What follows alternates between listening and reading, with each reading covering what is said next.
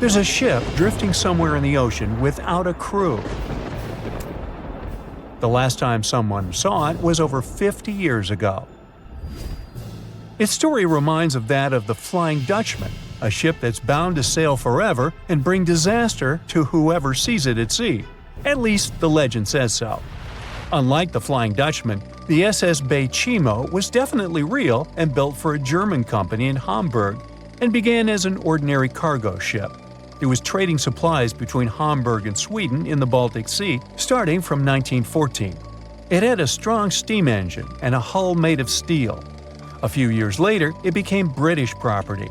Then, in the 1920s, a Canadian company purchased it for around $18,000, a huge amount of money back then. The new owner, the Hudson's Bay Company, was actively using the ship for several years. They would often send it on voyages from its home port in Scotland to Siberia, Alaska, the Yukon, and the Northwest Territories. It also passed through the Panama Canal and even the Suez Canal, with fur pelts for sale on board. Sometimes it would also transport passengers. It had completed 9 successful voyages before this strip of good luck came to an end. Starting from the 1930s, SS Bay Chimo would have trouble with ice and storms. When it first got trapped in ice in October of 1931, some of the crew managed to escape to Alaska. 15 of 22 sailors decided to stay with their vessel and try to save it. They had furs and other valuable cargo worth around $58,000 aboard. The company sent them supplies to survive the winter. They set camp near the ship out of the hatches, tarpaulins, and other materials, and offloaded the cargo. At the end of November, a blizzard rushed through the area, and it seemed like it had taken the ship with it. The ice platform had survived, but the ship broke free. Some of the crew members were sure it had sunk. But soon after, they heard from one of the locals who had spotted their ship around 45 miles away from their camp. The crew moved on with their lives, and the ship started its journey as a runaway vessel. People would spot SS Bay Chimo once a year or so, all the way until 1965. It was mostly spotted off the coast of Alaska. A man going to Nome with his sled dog, along with prospectors, explorers, and treasure hunters, all claimed to have seen SS Bay Chimo. Someone tried to board it and take it to port, but ended up stranded on it for days because of horrible weather. Others got luckier and managed to take a whaleboat, some furniture, and other valuables from the vessel. Those who got close to the ship saw that it was damaged and missing the propeller. Still, it stayed afloat without a crew for at least 38 years and became the longest sailing ghost ship in history. In 2006, the Alaskan authorities started a project to solve the mystery of this ghost ship of the Arctic and finally find SS Bay Chimo, either still above or below the water. So far, the project has not been a success.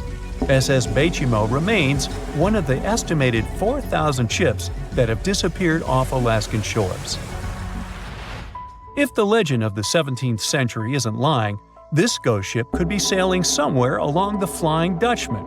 It belonged to the Dutch East India Company. Its captain managed to do the impossible for that time and sailed from Holland to Indonesia in only 3 months. They said he was flying over the sea, and some evil tongues explained that he had made a deal with evil forces to achieve that. Once the ship was sailing back home, its captain and crew disappeared without a trace. There are many versions of what happened to it. One of the first ones said it had tried to enter port at the Cape of Good Hope, got in a terrible storm, and sank as there was no captain to save it. Another legend says the captain had refused to obey the skies to let the ship sink during the storm. A scary life form then struck the boat and the crew, and it was condemned to forever wander without rest. Many sailors claim to have spotted the Wandering Dutchman. The Duke of York, who was to become King of England, mentioned having seen it in Australian waters. Right after spotting the ship, the man who saw it first fell from the top of the mast and didn't survive. There were more encounters with this legendary ship up to the middle of the 20th century. Ships would nearly collide with it as the Flying Dutchman jumped out of the blue. Scientists have a more logical explanation for this mystery: Fata Morgana, not to be confused with Hakuna Matata. Now, when you're out at sea on a hot day and the air is all wavy, it feels like when you look at the road on a scorching summer day. That's because of something called atmospheric refraction. When light passes through different layers of air with different temperatures and densities, it bends and twists. Sometimes, under certain conditions, this bending of light can create really bizarre optical illusions over the ocean, like sightings of the Flying Dutchman. The Fata Morgana phenomenon can make distant objects appear distorted, stretched, or even lifted above the horizon. So you can see a ship far away, but because of the way the light is bending, it will look like it's floating above the water or even disappearing and reappearing. A Fata Morgana is most commonly seen in polar regions, especially over large sheets of ice that have a uniform low temperature. But you can see it anywhere, even in deserts and over lakes on hot days. The first stories about ghost ships go all the way back to ancient Greek and Roman mythology. One of the most famous ghost ships in history is the Mary Celeste. This brigantine was traveling from New York City to Genoa and was fully stocked with provisions, but missing a crew when it was discovered in the Atlantic Ocean in 1872. The crew's personal belongings were also there, completely undisturbed. The final entry in their log was made 10 days earlier. We still don't know what happened to its crew, and the ship has inspired many spooky stories and legends. The Lady Lovibond was another legendary schooner that is believed to have been wrecked off the coast of Kent in the middle of the 18th century. The story tells that the ship's captain, Simon Reed, had just got married and took his bride on board for a celebratory cruise, despite the superstition that it could bring bad luck. They were on their way to Portugal when the first mate, who is also in love with the captain's new wife, went mad because of jealousy, attacked another crew member, and then took over the wheel and steered the ship straight into the dreaded Goodwin Sands. No one aboard survived, and the schooner is said to reappear as a ghost vessel every 50 years. In present times, many vessels become abandoned and turned into ghost ships intentionally. There are thousands of them floating in U.S. rivers, lakes, channels, and coastal waters. Some people lose their boats in storms and other extreme weather. Others have to abandon their boats because maintaining them can cost 10% of the boat's price. Plus, docking a vessel can add up to several $1,000s every year. Most boats have been made of fiberglass, so an owner can't just recycle them as scrap metal. So, once they want to get rid of it, they often tie it to a dock and sneak away, or leave it floating far away from the shore, or just try to sink it. When ghost ships sink in shallow waters, they can cause damage to coral reefs, mangroves, marshlands, oyster habitats, and wetlands. Plus, they can collide with unsuspecting regular ships and cause real trouble. So, don't do that. Enough said. If we're happy enough finding a few bucks we forgot about in our pockets, just imagine stumbling across $13 million in a place you'd never expect. That's exactly what happened to a group of diamond miners working in the Namibian desert. In 2008, they found this incredible treasure inside a shipwreck that happened over 500 years ago, and the story behind this abandoned vessel is packed with mysteries. It all started back in 1533, when the Portuguese built this special trading ship. This model was believed to be a part of a newer class of vessels that were bigger, more efficient, and tougher than the ones that came before. Portugal really needed that, since they were dominating trade all over the seas at the time. So the main purpose of this ship was to support those long-distance expeditions during this super prosperous era. On March 7th, the Portuguese decided to test their impressive new ship, and on that fresh spring day, big vessels sailed down the Tagus River and out into the Atlantic, with flags flying and colorful fabrics draping from their tall masts. Off they went, leaving Lisbon, the capital of Portugal, and heading for Western India. At least, that's what researchers think, since this was a pretty common route for them back then. Most of the time, the Portuguese were after spices. In the early 1500s, it was pretty hard to find things like cinnamon, ginger, cloves, black pepper, and turmeric in Europe, so they had to go to India for them. Unfortunately, one of the ships never made it to its final destination. In fact, to the despair of the Portuguese court, this vessel completely vanished, leaving no sign of a shipwreck. And none of the roughly 300 people on board were ever found. Could they have strayed so far off course that they ended up in the Americas or on some island along the way? Well, anything was possible, and the ship, along with the mystery of its disappearance, became legendary. Fast forward over 500 years to 2008. Diamond miners were doing their thing on a coast near Oranienburg when they started finding some strange stuff while digging, like pieces of metal, wood, and even odd objects that looked like bronze pipes. That was definitely strange, so they called an archaeologist to figure out what was going on. When the archaeologist arrived, he noticed all sorts of strange bits and old pieces scattered around. Little by little, he began to identify those things. First, elephant tusks, then a 500-year-old artillery piece. All of a sudden, it hit him. This was definitely a shipwreck, but what the archaeologist didn't realize at the time was that this shipwreck turned out to be one of the most significant ever found. Back then, it wasn't easy at all to convince the mining company that archaeologists had to keep exploring the site. But thankfully, they managed to, because on the 6th day of searching, they spotted a treasure. And they literally filled their hats with over a 25-pound mixture of Spanish and Portuguese gold coins. Turns out, this old abandoned ship was loaded with gold, tin, ivory tusks, and over 40,000 pounds of copper ingots when it met its watery and tragic end. In fact, specialists believe that the copper ingots played a key role in keeping the wreck so well preserved. The first reason is kind of obvious. The copper ingots weighing everything down, keeping the shipwreck remnants at the bottom of the ocean. And that was great, as 5 centuries of storms and waves would have washed everything away. But copper ingots were also important for another reason. Fish and other sea creatures might feast on wood, jute sacks, and leather shoes. But copper really ruins their appetite, which means a lot of stuff survived those 500 years at the bottom of the sea that it really shouldn't have. So yeah, against all odds, the treasure was preserved and in excellent condition. The gold looked shiny and intact. While it's impossible to prove beyond a shadow of a doubt that they had just found the legendary Portuguese vessel, all the evidence points to the fact that, yes, they did. One piece of evidence comes from an old Portuguese book that says that between 1525 and 1600, 21 ships were lost on the way to India, and one of them actually sank somewhere near Namibia, getting lost on the turn of the Cape of Good Hope. Bingo!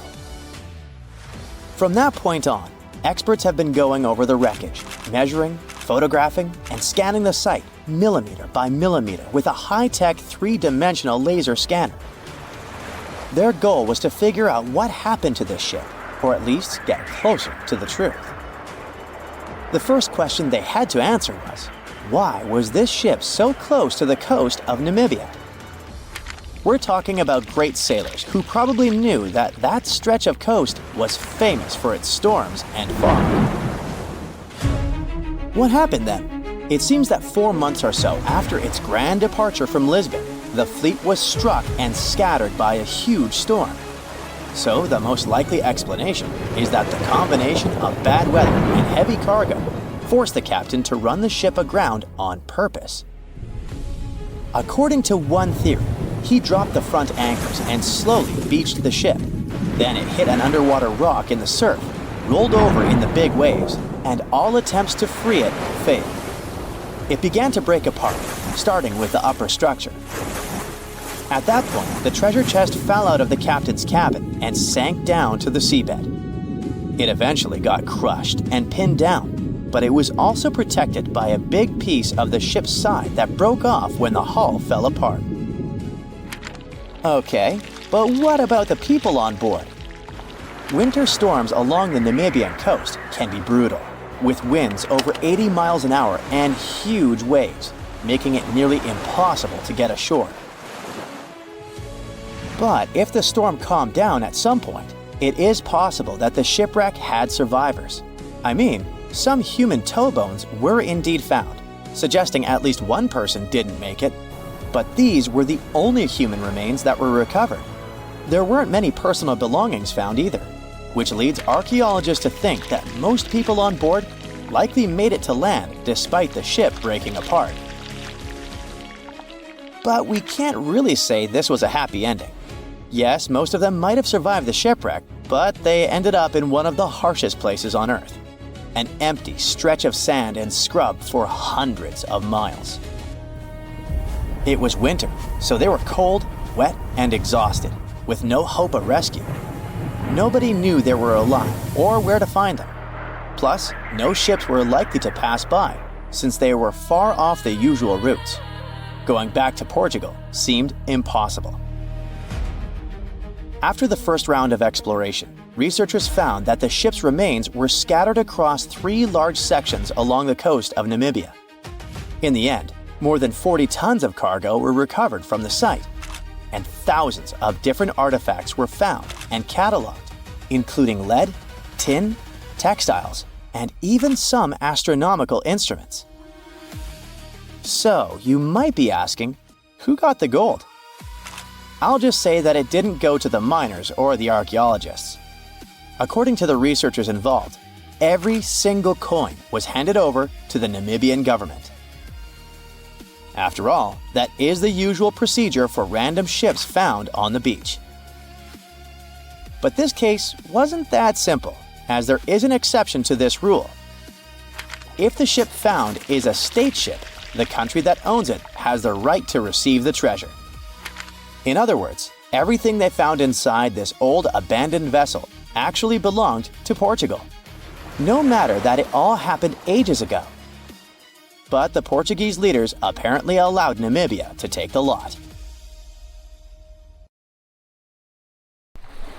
On a fine summer night of August 30th, 1892, a shipping magnate took his family for a cruise on Lake Superior. They were traveling on the Western Reserve, which was supposed to be one of the safest ships of its day. It was made of a type of steel like that used to construct the infamous Titanic, and it ended up with a similar tragic destiny. The ship broke in two and was found only 132 years later, in 2024. The 300-foot steamship was the first steel-plated freighter on the Great Lakes. One newspaper called it the Inland Greyhound because of how quickly it cut through the water. Peter H. Minch was the owner and inventor of this vehicle, which had been built just 2 years earlier in Cleveland. On the night of its last voyage, the ship set off toward Two Harbors, Minnesota. Minch brought along 5 of his family members: his wife, their 2 kids, his sister-in-law, and his niece. There were also 22 crew members aboard. It was a pleasant and smooth ride while they were sailing across Lake Huron. But as soon as they left Whitefish Bay, the lake turned wild, and the crew had to drop anchor for a while. Later that evening, as they entered Lake Superior around 9 p.m., a fierce summer storm moved in with powerful winds and crashing waves. Then disaster. The ship began to split in two. Within just 10 minutes, the Western Reserve was completely underwater. Everyone managed to get into lifeboats. The Minch family, with some crew members, took the wooden one, and the remaining 10 people got into the metal one. But the storm was so brutal that the metal boats sank right away, and only a few made it into the other lifeboat. That second boat floated for the next 10 hours. A steamship passed by, but didn't notice or hear the people calling for help. Around 7 o'clock the next morning, the lifeboat got within a mile of shore near Deer Park, Michigan. They were so close to safety, but sadly, the lifeboat flipped too, and they all ended up in the freezing water. The only survivor of this tragedy was 24-year-old Harry Stewart, the ship's wheelsman. He swam a full mile through the freezing water and made it to shore, almost unconscious but alive. He later mentioned he survived only thanks to a heavy-knit, close-fitting pea jacket. The Western Reserve was lost for over 100 years until a couple of determined explorers finally tracked it down. They spent over 2 years searching non-stop for the wreck off Michigan's Upper Peninsula. Daryl and Dan Ertl found it using a side-scan sonar that looks half a mile out on each side. One day, they saw a tiny blip on the left side of the scan. It was small, but Daryl measured the shadow, noticed that it was about 40 feet tall, and realized it must be something important. So they turned back and scanned directly over the spot. They saw cargo hatches and the wreck that looked like the ship had snapped in two, with one half lying on top of the other in an almost impossible position. Each piece measured around 150 feet long, and once they checked the width, they knew for sure that they had just found the legendary Western Reserve. Historians are still not sure why the vessel, that was supposed to be unsinkable, suddenly snapped in half, but they have a few solid theories. One idea is something called hogging.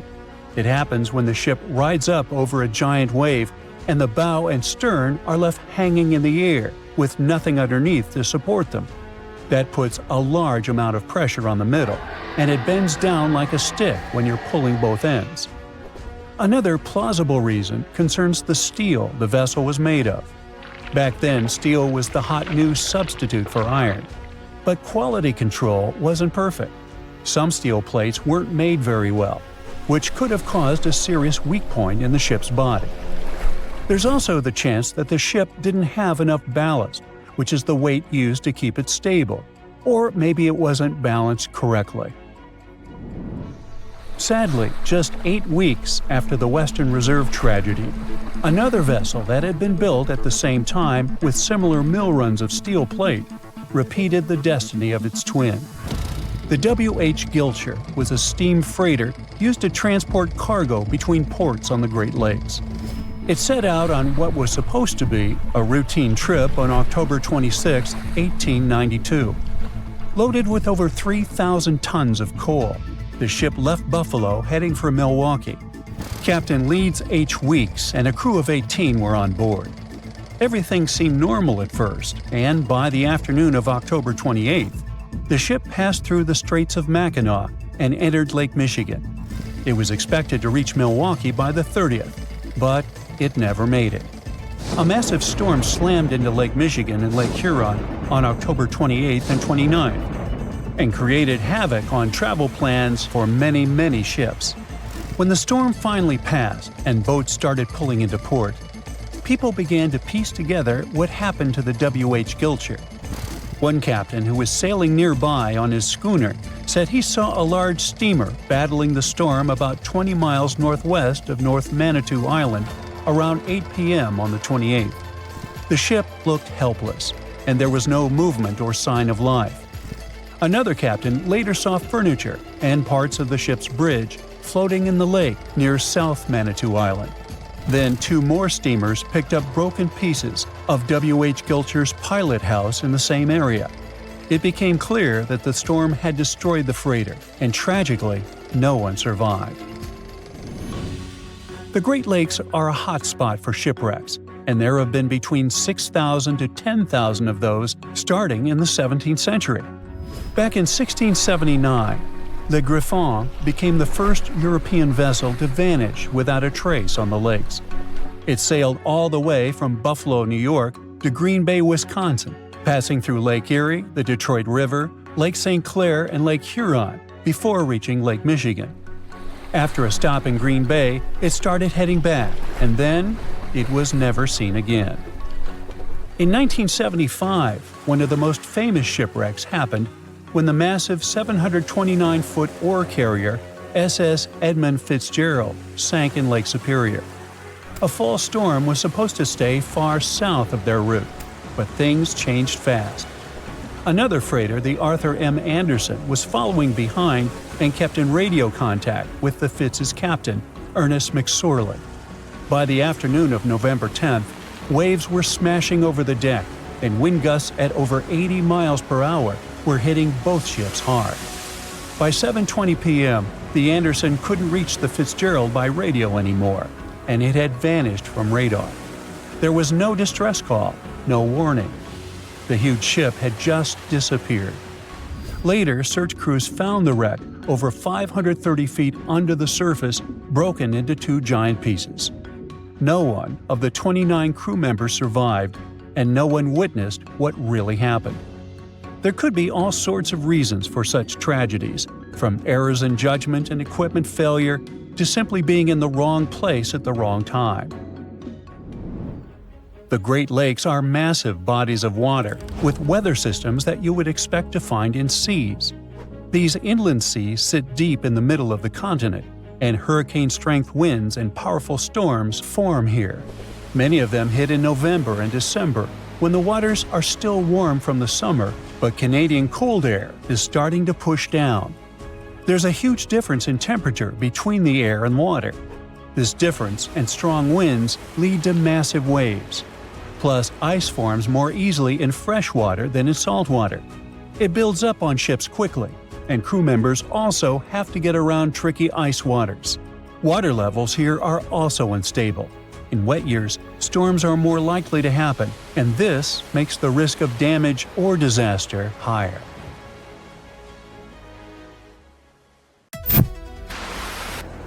Nearly 140 years ago, some fishermen pulled pieces of a ship from Lake Michigan. But where was the rest of it? From that moment on, hunters spent years searching for the ghost ship. By the 1970s, the hunt reached a new level. One with a $1,000 reward offered to anyone who could find it. Still, nothing. It was as if the vessel had simply vanished into thin air. That is, until now. Researchers have finally found the shipwreck off the coast of Bailey's Harbor, Wisconsin. The ship, called the F.J. King, disappeared back in 1886. At that time, this 140-foot-long vessel had a very important job: transporting grain. Now you might think, grain? Really? That's it? Okay, sure, it's not like the ship was loaded with tons of gold or jewels. But we have to see the bigger picture. At that time, Wisconsin was known as America's breadbasket. The state produced huge amounts of food, especially wheat. In fact, about 1/6 of the nation's wheat was being harvested there. Farming was booming, and that of course meant big money. The F.J. King was part of that golden era. For about 19 years, it successfully carried and traded grain and iron ore through the Welland Canal. That is, until September 15, 1886.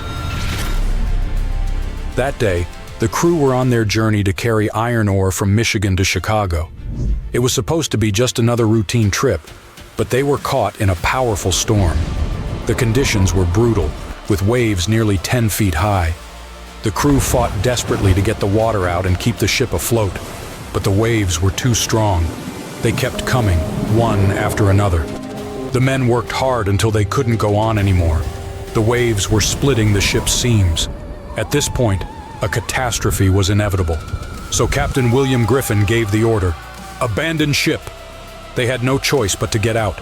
The men grabbed their belongings as fast as they could and climbed into the ship's small yawl boat.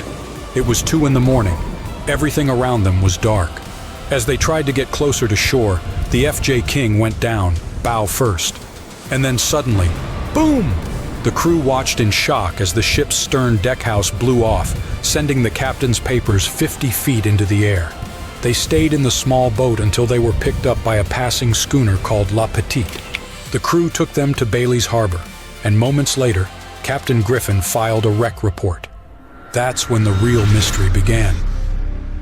In his report, the captain said the ship had gone down about 5 miles off the shore of Lake Michigan. But that was just what he thought. I mean, it wasn't based on any instruments, readings, or anything like that. It was just what he remembered from that night. A week later, though, a local lighthouse keeper spotted the masts of a schooner sticking out of the water, much closer to shore. He reported it to a nearby newspaper, and that's when people really started asking questions. Could that be the F.J. King? Even though they had a solid lead, it didn't take them anywhere. No one could find the boat. Days passed, then months, then years, until 2025. That's when an investigator named Brendan Baylod decided enough was enough. He gathered a team of about 20 scientists and historians to finally track down this historic shipwreck. They dug through hundreds of original documents about the ship and the day it went down, piecing together clues and narrowing down the area where it might be. Many experts were like, "Man, just let it go." And to be fair, they had every reason to feel discouraged. After all, that whole area had already been searched over and over. There was just no way the ship could still be out there. But Bayod didn't give up. Okay, truth is, he also thought it was a long shot. But working to find the ghost ship had other perks. His team wanted to get some hands-on experience with a brand new super advanced sonar. With that in mind, they set out on their mission, heading to Lake Michigan on June 28th. Okay, great. But where do you even start? First, Bayod had to clear something up. Back when the wreck happened, who was actually telling the truth about the ship's location? The captain or the lighthouse keeper? Getting that answer would point them in the right direction. Then, Bayod thought about something that might have already crossed your mind. How could the captain really know where they were? It was pitch black. He'd just been struggling to keep his ship afloat. He couldn't see much. He was exhausted and probably hungry. He definitely wasn't thinking straight. That's when the investigator realized the lighthouse keeper's directions were probably more accurate. Thankfully, he found the newspaper article from 1886. You know, the one I mentioned earlier, where the lighthouse keeper gave a more specific detail about where he'd last seen the ship's masts. What the investigator did next was draw a 2-square-mile grid around that location, and the team decided to map the lake bottom inside that grid using their fancy tech. So, there they were, aboard the Shoreline, a tour boat that usually carries sightseers along the peninsula. But that day, they didn't really expect to find anything. Their only goal that afternoon was to test their new side-scan sonar, one with much greater capability than the previous model the crew had been using. But then, after about 2 hours of searching, something strange happened. The sonar was sending out sound waves to map the dark floor of Lake Michigan when it started to act a little differently. And as the images began to stitch together, they revealed a shape that was impossible to mistake. A ship. Bingo. They'd found it. Turns out the wreck was less than half a mile from where the lighthouse keeper had said it would be. At this point, some of the crew had to pinch each other. They couldn't believe their eyes. They were shocked, not only because they'd found the ship so quickly, but also because of how well it was preserved. You see, the investigators were hopeful, but they also thought the ship would be shattered into pieces. After all, it had been carrying iron ore, and the weight of all that metal could have torn it apart even more. But no. To everyone's surprise, the hull was almost completely intact. Sure, the front right side was crushed, but the rest of it was pretty much there. The investigators even found the crew's belongings and kitchenware scattered across the lake bottom. Once they got over the shock, they called in archaeologists to examine the site and create a 3-dimensional model of the wreck. This is the 5th major shipwreck Bayod and his team have found in the last 3 years, but the truth is, this region is full of mysteries still waiting to be uncovered. The F.J. King is just one of around 6,000 ships that were damaged or destroyed in incidents across the Great Lakes during the 1800s. And it's estimated that hundreds of these wrecks still remain hidden at the bottom of Lake Superior, Michigan, Huron, Erie, and Ontario. Thankfully, discoveries like this one could become more and more common. In fact, more shipwrecks are being found today than at any other time in history. Advances in technology have made scanning the lake floor less expensive and more accessible, not just for professionals, but for amateurs too. And the profile of these modern-day shipwreck hunters has changed. Now, they're more often searching for wrecks for their historical value, not just to find treasure.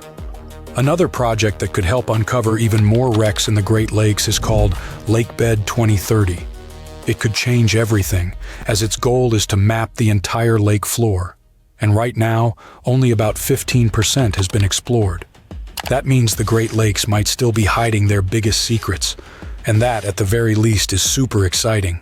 360 years ago, a massive British ship, the London, blew up in the Thames estuary. The tragedy took over 300 lives, including the sailors and their loved ones. No one knows exactly what led to all this, but scientists are finally getting close to the truth. Divers accidentally found an exceptionally well-preserved bronze cannon from the ship. This cannon, that was buried in silt and clay for centuries, could have all the answers. The London was a service ship built for the Navy of the Commonwealth of England. It set off on its first journey in June 1656. The ship played a huge role in British history as it was part of a convoy that went to the Netherlands in 1660 to collect Charles II and restore him to the throne. 5 years later, in March 1665, it was traveling from Chatham to Hope. From there, the Admiral Sir John Lawson was supposed to take it to the sea. But just before reaching the buoy of the Knower, the gunpowder suddenly blew up on the ship.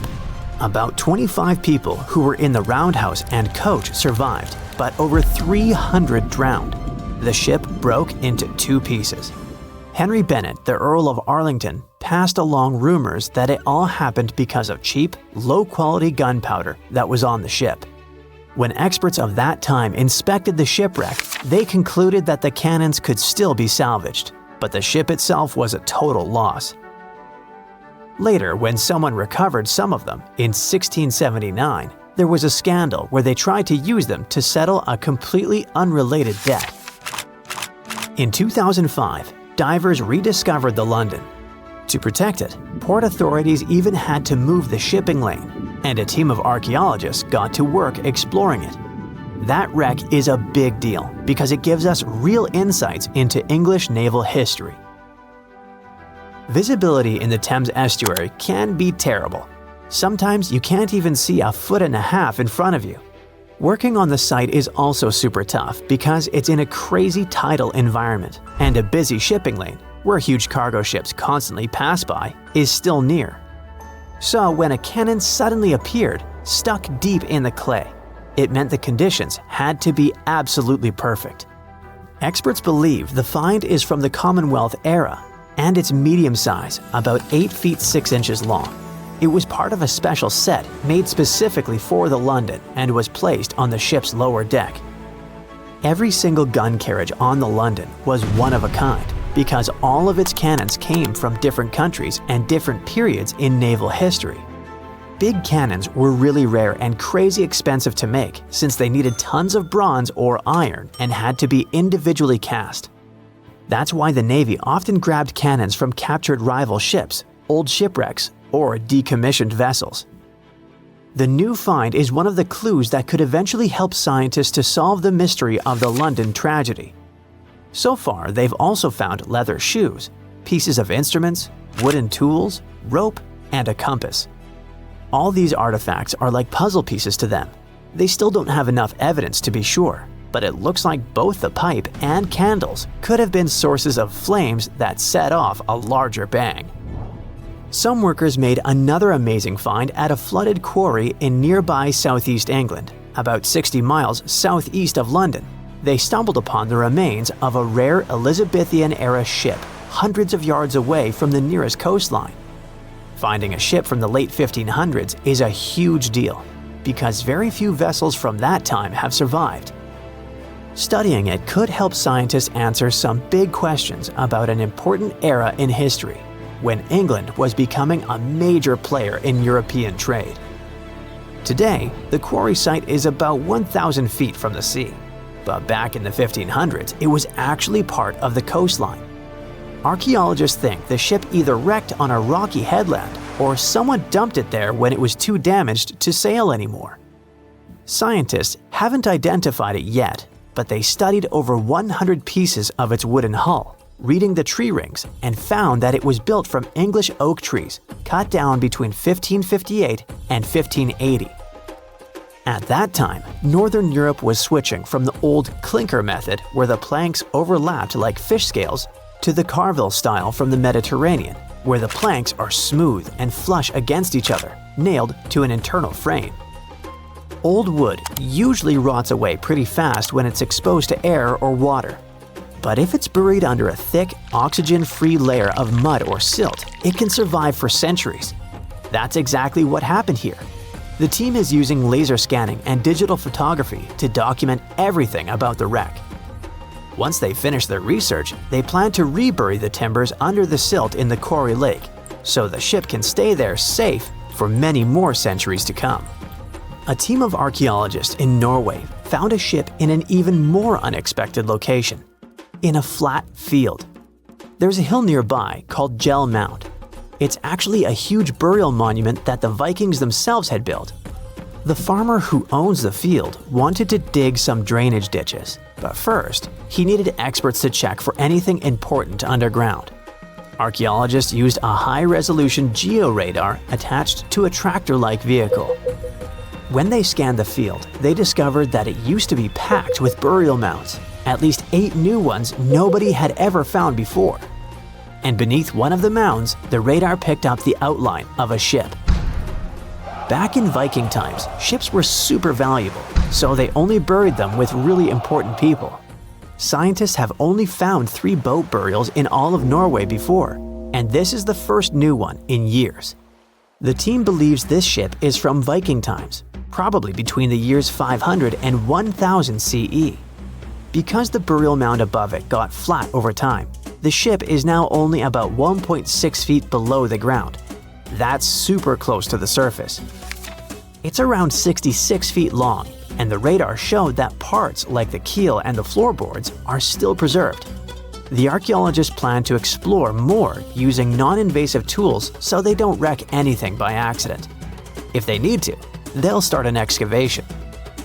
Far away from Norway in the Namibian desert, a miner looking for gems accidentally found a legendary shipwreck almost 500 years old. The workers called in an archaeologist to check it out, and they thought it must have been the remains of a Portuguese trading ship, the Bom Jesus, that had mysteriously vanished in the 1500s. The Bom Jesus had left Lisbon loaded with treasures, aiming for India. But somewhere along the southern tip of Africa, a brutal storm slammed it into the Namibian coast.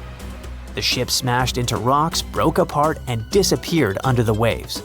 When archaeologists explored the wreck, they found parts of the ship scattered across the shore and buried under thick sand, which actually saved the remains from rotting away.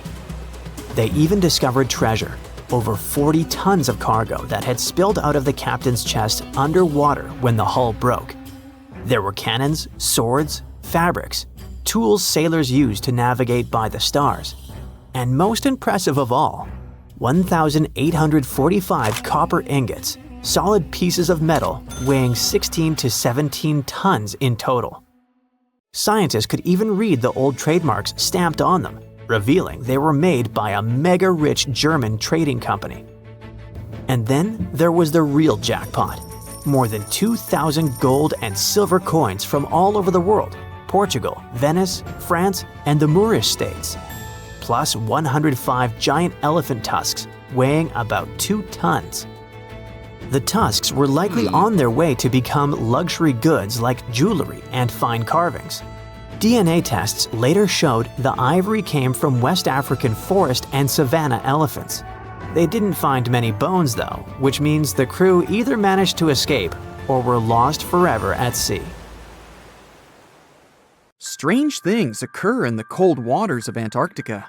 One of these things happened to a ship called Jenny. It was a small schooner whose history began in 1822. The boat and its crew set sail and disappeared a year later. For 18 years, the ship was considered sunk. People forgot about it, but in 1840, the vessel reminded the world of itself. That year, the whaling ship Hope sailed through the Drake Channel in Antarctica. The crew members noticed a ship among icebergs. It was the schooner Jenny. It was floating slowly in the dark, with no signs of life. The captain of the Hope, Mr. Brighton, gave the order to approach the mysterious vessel. They thought it was some creepy ghost ship, but as they came closer, they noticed crew members on the deck. The sailors of the Hope called out to them, but received no answer. This time, it became clear that something terrible had happened to the Jenny. When Brighton boarded, he realized that the Jenny crew members weren't missing. They were here. Frozen people stood like statues. Brighton went down to the lower deck and found the captain. He was sitting frozen at the table, holding a pen. Brighton looked at the logbook. The last record was made on May 4th, 1823. The captain wrote that he was the only living member of the crew. They spent 71 days without food. It seemed that the ship got lost in the sea because its captain went off course or sailed into an iceberg, but no one knew for sure. After that, nobody ever saw the Jenny again. According to rumors, the crew of the Hope abandoned the frozen ship and left it to drift in the cold waters.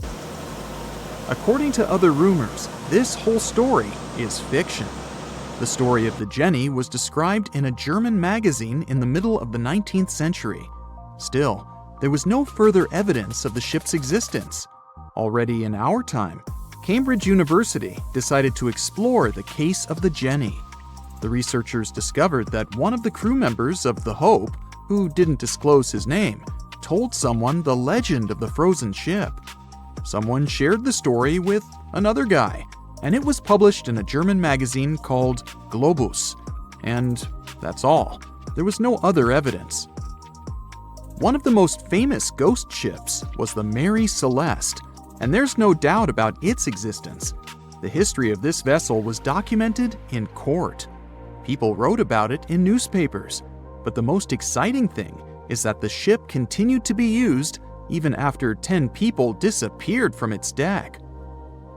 The history of the Mary Celeste began in Canada in 1861. When it was first built, the ship was called the Amazon. It changed captains several times, and it also hit some rocks. The boat was sold, bought, then sold again, repaired, and sailed under the name Mary Celeste. In 1872, it had a new captain, Benjamin Briggs. He was a decent, brave man with a lot of experience in navigation. He had a beloved wife, a daughter, and a son. When he went on his last voyage, he took his wife and daughter with him, and his son stayed in America. In November of 1872, the Mary Celeste sailed from the port in New York with 10 people on board and disappeared. 8 days later, another ship, the Dei Gratia, also left New York and followed the same route. Dei Gratia's captain, David Morehouse, noticed the Mary Celeste and immediately realized something was wrong. The ship was moving too freely, as if no one was controlling it. The captain tried to contact the crew members, but no one answered him. Then, together with other sailors, he climbed aboard the Mary Celeste. The ship was in good condition. There was no damage. The hold was slightly filled with water, but it could be easily pumped out.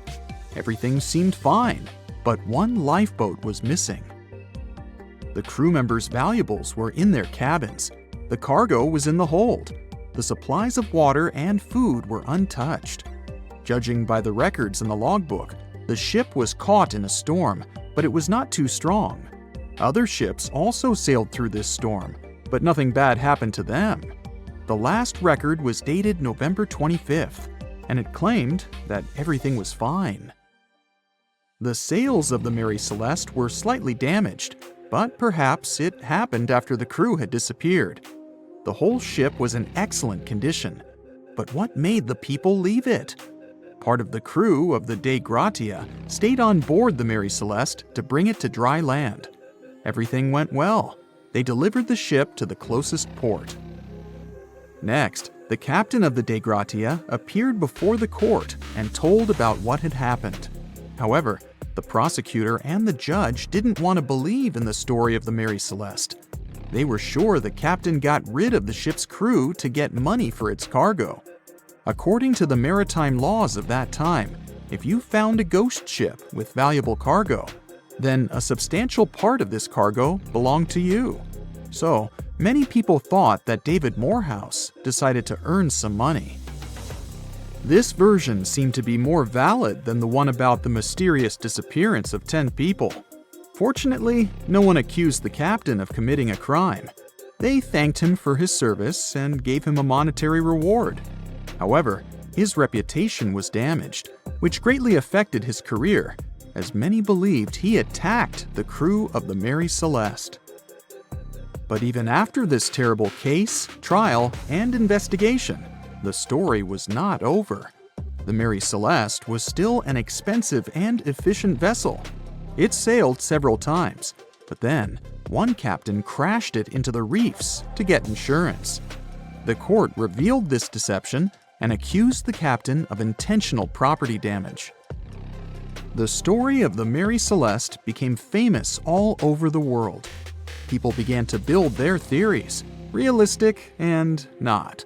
Someone believed the ship had sailed through the Bermuda Triangle, but this version was quickly refuted, as the route of the Mary Celeste passed thousands of miles away from the Bermuda region. Did the Kraken or another giant monster attack the ship? Nope. Since the boat was found in almost perfect condition, there were no signs of a struggle. One of the most popular versions was that the crew of the Mary Celeste stole some valuable cargo and sailed to Spain on the rescue boat. However, those who knew Captain Benjamin Briggs said he was a good, honest man. Besides, he had a son in New York, and Briggs would never leave him. A more thorough investigation revealed that a series of accidental circumstances could have caused the disappearance of the ship's crew. Before its last voyage, the vessel delivered coal. Perhaps the pump intended for pumping water got clogged with coal after that, and when the ship got into a storm, the hold filled with water and the pump broke. The captain couldn't understand the amount of water because numerous barrels in the cargo hold blocked the view.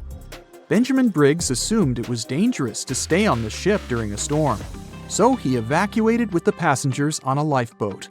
Perhaps they were close to land and decided to sail there, but the storm intensified and overturned the boat. Also, one record in the log journal said that the chronometer was faulty. It was a device that helped to determine your location at sea using longitude. Briggs got lost and didn't know which way to sail. The storm was strong, and he couldn't determine whether the ship would sink. Perhaps Briggs decided to leave the ship in a rescue boat when he saw the coast of the Azores. The uniqueness of this ghost ship case is that, unlike many others, you can investigate it yourself. There's a lot of information about the Mary Celeste on the internet. There are documentaries and research articles. Perhaps you'll be able to notice something that others haven't seen and solve the mystery of the disappearance of 10 people. A ship filled with gold and other treasures worth over $13 million was found in the middle of the Namibian desert after almost 500 years. The worker who found it was actually looking for diamonds, but ended up with something way more valuable for history. There were some blocks of copper, some wood, pipes, and elephant tusks. The miners called for an archaeologist, who soon realized it wasn't a disturbed beach like they thought, but a shipwreck. All evidence showed that it was a Portuguese trading vessel, Bom Jesus, that went missing in the 16th century. Experts believe it was a special kind of ship that was bigger, stronger, and better than older ships from Portugal and Spain. These ships were built to take Portuguese explorers on long trips to distant places like India, China, and Japan, and come back with tons of cargo. The Bom Jesus was likely carrying treasures from Lisbon, Portugal, to Western India. But it looks like on its way around the southern tip of Africa, near Namibia, a big storm pushed the ship too close to the shore. The ship hit a rock, tipped over, and broke apart, sinking into the ocean. Archaeologists found treasure from the captain's chest under the water, which probably fell out when the ship's wooden hull broke. They also found pieces of the ship scattered along the shore, likely from the violent storm and later by construction in the area. The storm must have been very fierce, but they didn't find many bones, which means most of the crew may have survived or were lost at sea.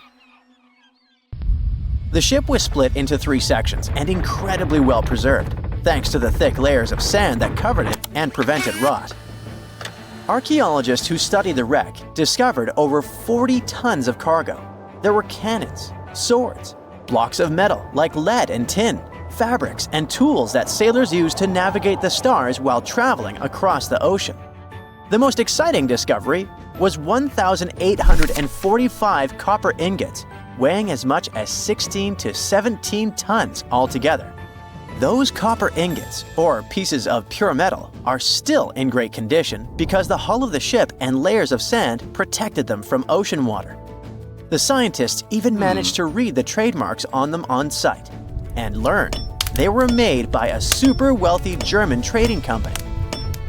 There were also more than 2,000 shiny gold and silver coins from different countries, and 105 enormous elephant tusks weighing about 2 tons.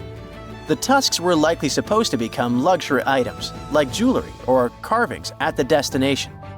Archaeologists took some DNA samples from the tusks and found that they came from West African forests and savanna elephants. Researchers were lucky that the ship was found in a restricted diamond mining area. No scavengers were able to get their hands on the treasures. The Bom Jesus remains the oldest and most valuable shipwreck that was ever discovered off the western coast of sub-Saharan Africa. Another shipwreck recently found by accident was buried under a 10-foot tall sand dune near the Caspian Sea. Some people call it the world's largest lake, and it has water levels that rise and fall over time because of the changes in weather patterns. These changes can move sand and uncover things like this shipwreck and other treasures along the coast. As the dune slowly disappeared, the ship started to show. Before digging it out, scientists worried that waves from the sea might damage the wreck. To protect it, they built a wall using thousands of sandbags to keep the waves away. When the ship was uncovered, they discovered it was a 3-masted, 92-foot-long merchant ship with a strong double hull.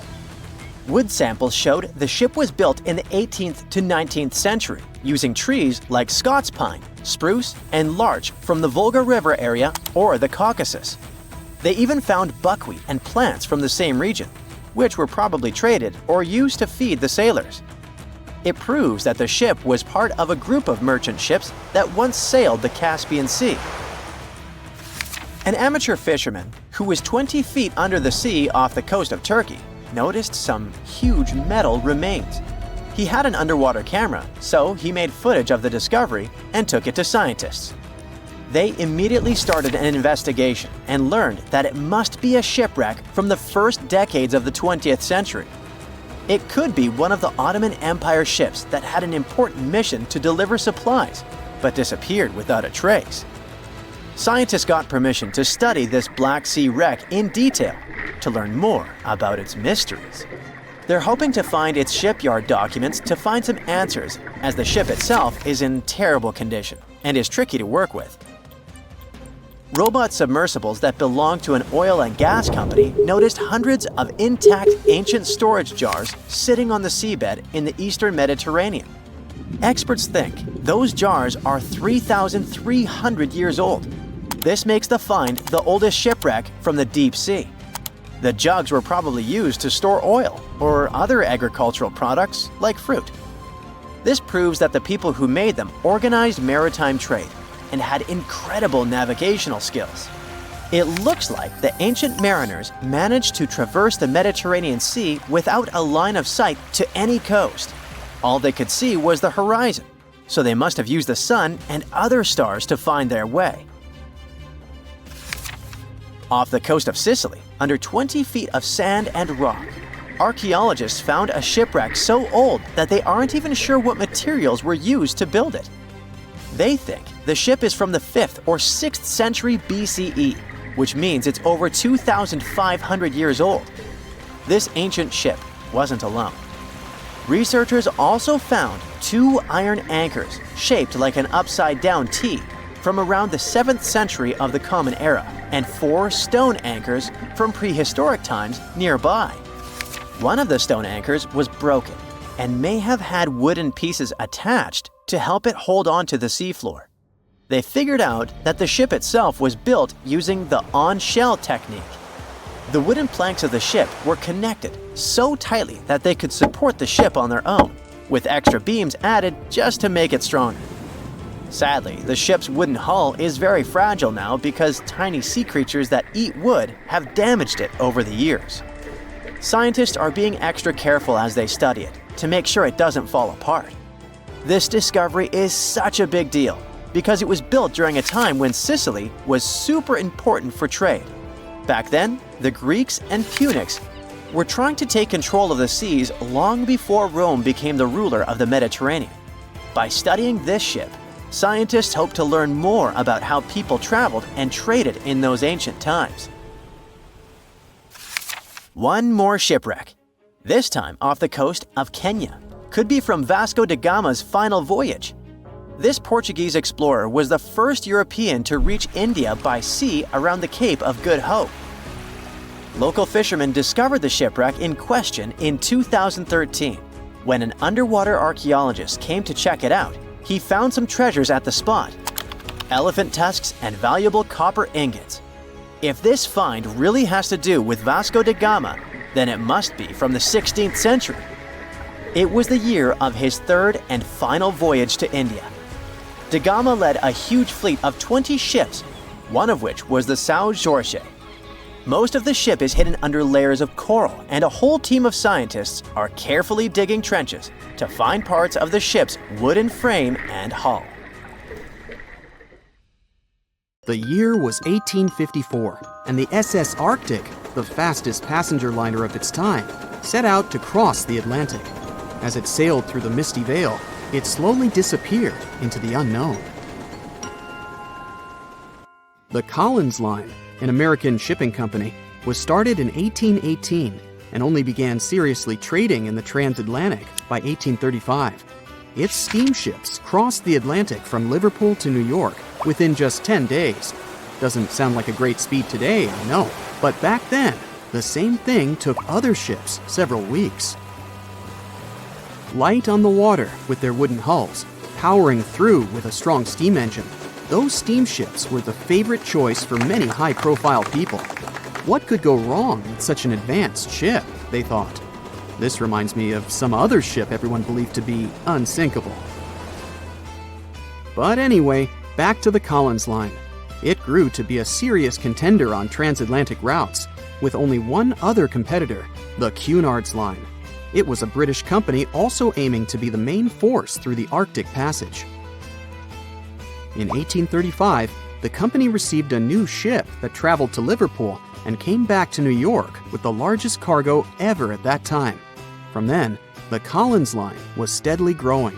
It seemed like there would only be future successes for it. Unfortunately, their lavish ships became costly to run with the amount of coal used. Massive power along with weak wooden hulls meant they needed many repairs after each voyage. So, every trip ended up being expensive. But since the ships were safe and had a great reputation, people were willing to pay the price, and the company was definitely not in crisis. They had achieved something no one had managed to do before them. Like I told you, their ships crossed the Atlantic in a whopping 10 days, and Edward Collins, the owner, was very determined to maintain the pace. Their 5 ships easily outran the Cunard's Line of only 3. With this great praise, it provided more attention. Though the Cunard's ships were slower with their iron hulls, they believed there was still profit, regardless of how slowly they sailed. Among Collins' ships, the Arctic, the third of them to be launched, was the largest, reaching 284 feet long, with 2 side-lever steam engines, each with 1,000 horsepower. The paddle wheels made 16 revolutions a minute when at full speed. At the time of its launch, the press called it the most stupendous vessel ever constructed in the United States. But glamour and fame couldn't avoid what would come next. On the 27th of September, the Arctic was on its journey from Liverpool to New York, continuing a speed pace through the thick fog. It's possible that by that moment, after 4 years of record-breaking trips, the crew became overconfident with their sailing and the ship. Going only 50 miles from Newfoundland, they carelessly continued through the fog with no radio contact, sonar, or any other form of identifying objects, equipped only with Morse code. A smaller ship, the SS Vesta, which operated as a fishing vessel, often worked around Newfoundland. It was passing through the same path as the Arctic and crashed into its side. Shocked by the collision, the captain of the Arctic offered help to the much smaller Vesta, but it was soon clear that the damage that seemed minor on the Arctic was far worse. Beneath the waterline, a hole was letting water into the hull. The cost of the much faster wooden hull now seemed less valuable. They steered toward land, trying to plug the holes, but they weren't doing so well, and the seawater continued to pour in, filling up higher and pushing the ship down. And finally, once the engine room was full, it put out the boilers, taking away the massive power the Arctic was once legendary for. They moved slowly until coming to a complete stop. The ship continued to sink, and the order was to abandon it. At the time, maritime law allowed for the Arctic to carry only 6 lifeboats, only capable of saving 180 people. The crew and some of the passengers managed to push their way aboard and took most of the seats on those boats. Things were pretty wild, and everyone forgot about their manners, not letting the ladies and the youngest ones board first. It took 4 hours for the Arctic to sink. 150 crew and 250 passengers were on board. Those that weren't able to find a lifeboat made a desperate attempt to build their own rafts from parts of the ship. 2 days later, only 3 boats made it safely to the shore. The other 3 were never found. Believe it or not, the rescue party also saved some people that had been clinging to the wreckage for 2 days. Unlike the crew, the captain went down with the Arctic, but amazingly survived. He would be only one of 85 people that made it, out of the 400 on board. When the news arrived 2 weeks later, the public responded with great sadness to the losses. Great anger soon followed towards the poor safety measures in the crew. The press published demands to change the laws for more lifeboats. It only made sense to have enough for every person on board a ship. But they ignored those requests. This neglect would lead to more disasters in the future. Enough lifeboats would only come into maritime law some 60 years later, after the disaster of the Titanic. Edward Cullen's wife and 2 children were also aboard the ship and didn't return. He was heartbroken, but didn't stop running his business. The Collins line still had a reputation to uphold, the biggest, fastest, and most luxurious on the Atlantic. Edward Collins would now build an even better ship than any other. It was named the Adriatic, and it was the largest ship in the world, 354 feet long. With 2 alternating steam engines that had never been built of this size. These steam engines at the time were at the height of engineering, though today you can only see them in models and toys. With the new addition of 2 masts, the Adriatic would also be able to sail if needed. Luckily, they made some lessons from the disaster of the Arctic. But before their new ship, the Adriatic, was built, another disaster had occurred. The sister ship of the Arctic had also sunk. They believe this second ship was desperate to stay in front of the Cunard's line and hit an iceberg somewhere during the race. This weird contest took the lives of 141 people. The desperation of Collins and his weakly built hulls pushed the company towards bankruptcy in 1858. The newly built Adriatic, costing over $1 million, had only made 1 voyage in the end.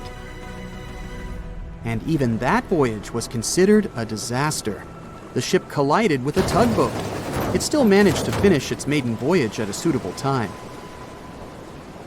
After the company had gone bankrupt, they had to sell the ship for only $50,000. They removed the great giant engines, replacing them with only sails. Although it was once the greatest ship on the high seas, it was only 30 years later until it was abandoned, labeled irreparable, and anchored in a river. The other remaining ships were also sold and only used for parts. Edward Collins left the industry altogether, seeking work on dry land instead. As the Collins line was no longer in the mix, the Cunards would grow in strength. Without competition, they would win the Blue Ribbon for the next 30 years, and 180 years later, after producing hundreds of ships. They still have a constant presence on the seas as they provide transatlantic crossings, world voyages, and leisure cruises. To this day, the Cunard Line is the only one to run ships between Europe and America, and it's great proof that it's not always the fastest that's the best. There's a stretch of water that even the most experienced explorers fear. No matter what season you choose to cross it in, you risk meeting face-to-face with waves that can reach as tall as the Hollywood sign. I'm talking about the Drake Passage, the waterway connecting the Pacific Ocean to the Atlantic Ocean, stretching from Cape Horn at South America's southernmost tip to Antarctica's South Shetland Islands. It's about as wide as the distance from London to Berlin and takes up to 48 hours to cross. Some sailors compare getting on the other side to going to the moon. That's how challenging it is. Even the man who discovered it, Sir Francis Drake, never sailed these waters because they seemed too dangerous to him and opted for a calmer, although longer, Strait of Magellan. The passage took the lives of around 20,000 sailors and over 800 ships. Tourists who want to see Antarctica cross the Drake Passage on a regular basis, although it's still often called the world's most terrifying ocean crossing. The Antarctic Peninsula, where travelers go, isn't really part of Antarctica itself. It sticks out and points towards South America like two fingers almost touching it. The water gets squeezed between these two land masses, making strong ocean currents. The passage is part of the Antarctic Circumpolar Current, the largest ocean current on Earth. The water rushes through the passage at a speed between 95 and 150 million cubic meters per second, which makes it rougher. And then there are winds that usually blow from west to east and are very strong between 40 and 60 degrees latitude. That's why those areas are called the Roaring Forties, Furious 50s, and Screaming 60s. Land slows down winds, which is why storms hitting Ireland and the UK get weaker as they move east. But Drake's latitude is the only place where winds can blow all around the Earth without being stopped by land. So they keep getting faster. These strong winds turn into huge waves that can hit ships really hard, normally around 13 to 16 feet tall. They're much higher than waves in the Atlantic. Drake Passage also has underwater mountains that you can't see. The huge current squeezes through this narrow passage and causes waves to crash against these mountains underwater. These internal waves create whirls that bring cold water up from the deep ocean. So it's not just rough on the surface, the water is wild all the way down. The first sailor managed to sail around Cape Horn and through the Drake Passage in 1616. It was a Dutch navigator, Willem Schouten, in 1616. But the most famous attempt to cross it was undertaken by Sir Ernest Henry Shackleton on his ship named Endurance. He and 27 of his men set off from South Georgia, aiming to reach Vassal Bay in Antarctica. But things didn't go as planned. On January 19, 1915, their ship got stuck in the ice. And by October, it began to sink. They camped on floating ice for 2 months before sailing lifeboats to a remote, icy place called Elephant Island. Shackleton and 5 men made a risky journey to South Georgia to get help. It took them 15 days to cross Drake Passage with hurricane winds. Finally, they arrived safely and organized a rescue for the rest of their crew. Scientists found the shipwreck of Endurance only in 2022, 10,000 feet below the water. In December of 2019, 6 fearless athletes decided to cross the Drake Passage by rowing a boat for the first time in history. It took them 12 days of non-stop rowing with a 90-minute rotation of rowers. They managed to do it, and it was probably the hardest possible way to cross the passage. The athletes mentioned it was cold, wet, and dirty, and the waves hit them like walls. The weather in the Drake Passage changes a lot, but ship captains can always see it coming and change their path. They will move the departure time to have a safety margin and not to get stuck in the middle of the passage in the worst possible conditions. Sometimes, the journey will be smooth and calm, and they call it Drake Lake. Other times, people on the ship will feel rough waves, which is called Drake Shake. Some experienced captains who often cross the passage say that the Drake Lake effect happens once in every 10 crossings, and they see the Drake Shake once or twice in every 10 journeys. A schooner or a kayak will probably not survive the journey among giant waves, but modest vessels and cruise ships have sturdy hulls and advanced stabilizing mechanisms. So, the journey isn't that dangerous anymore, but still, it's quite an adventure, especially if you're seasick. If you don't feel like risking it but want to travel from the Pacific Ocean to the Atlantic Ocean by water the fast way, the Panama Canal is waiting for you. People first started thinking about making a water path across Panama in the 16th century. Back then, a Spanish explorer found out that only a thin piece of land separated the two oceans. But it seemed impossible to build it because of the mountains and thick jungle, so the idea had to wait a couple of centuries. Finally, in 1880, France, led by the man who built the Suez Canal in Egypt, tried to make the canal. But the people who started the construction soon found out it was much harder than it looked on a map. The land in Panama was one of the toughest and most dangerous places to dig a big waterway. Workers had to literally move huge mountains in a jungle full of snakes, where it was really hot and rainy. During the wet season, heavy rain turned rivers into wild rapids and soaked the workers. Sometimes, they didn't see the sun for 2 weeks, and their clothes stayed wet all the time. Big rocks were falling, and tiny mosquitoes that carried malaria made people very sick. And then, an earthquake happened on top of everything. They were losing thousands of people. That's why France decided to abandon the project after 7 years. Then, the United States bought the French assets in the canal zone and finished it by 1914. It cost the US around $375 million. The 50-mile-long passage of water saves ships traveling between New York and San Francisco 7,872 miles. Around 14,000 ships use it every year and pay around $1.8 million in tolls. So it looks like it all paid off. Another challenging waterway in this part of the world is the Amazon River. It's around 4,300 miles long and flows through 3 countries with over 30 million people living in its basin. But there isn't a single bridge across it. The river has many marshes and soft soils, so engineers would need to build very long bridges and very deep foundations, which costs a lot of money.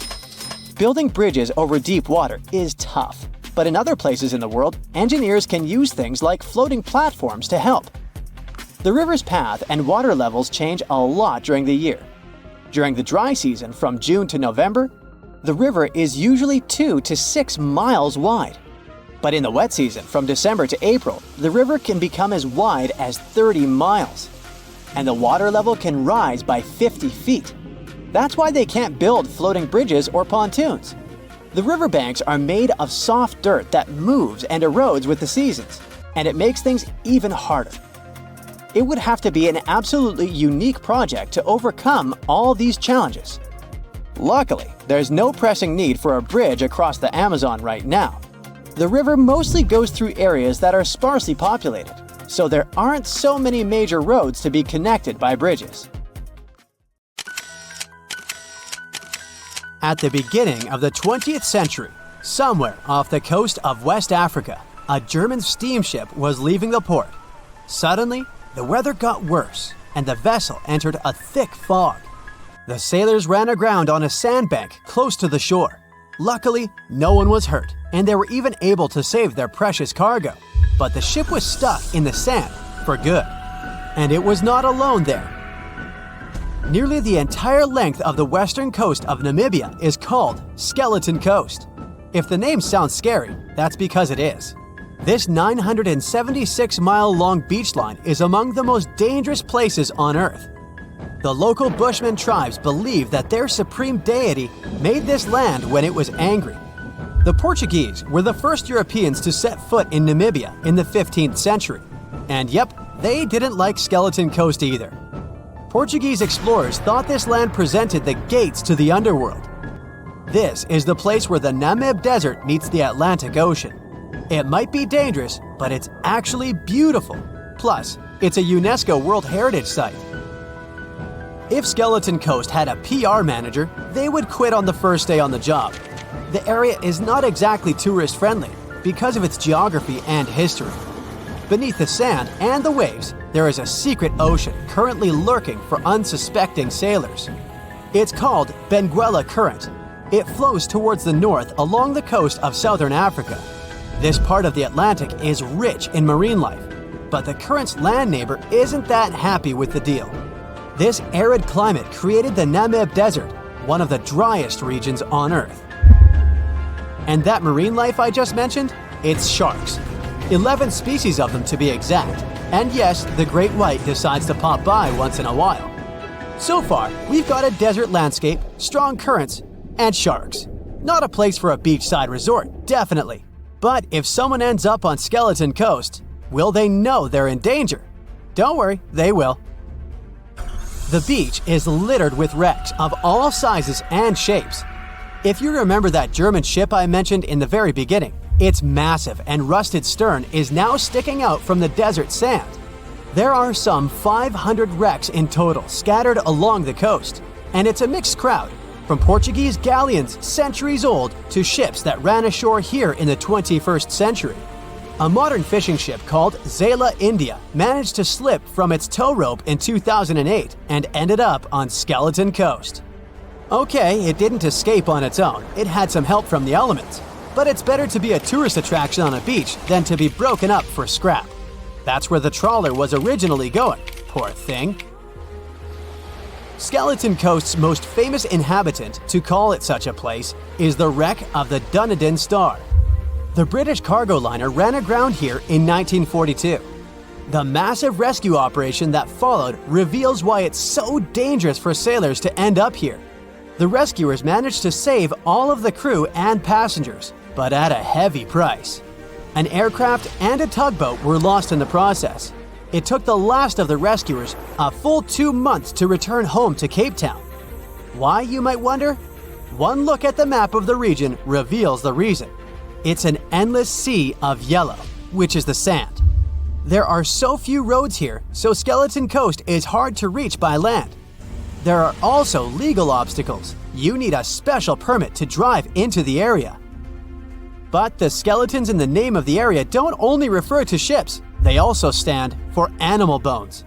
Most of these belong to whales and seals. Many animals have adapted to the area, so lions and hyenas roam the coastline in search of a meal. Yeah, now there are hungry lions as well, as if those sharks weren't enough. Other animals with a temporary residence on Skeleton Coast include elephants, cheetahs, leopards, and giraffes. In 1971, the Namibian authorities established a national park here, but except for surfers, after an adrenaline rush, they don't get many visitors. You can understand why. The Namib Desert is the oldest desert in the world, and it's not very tourist-friendly either.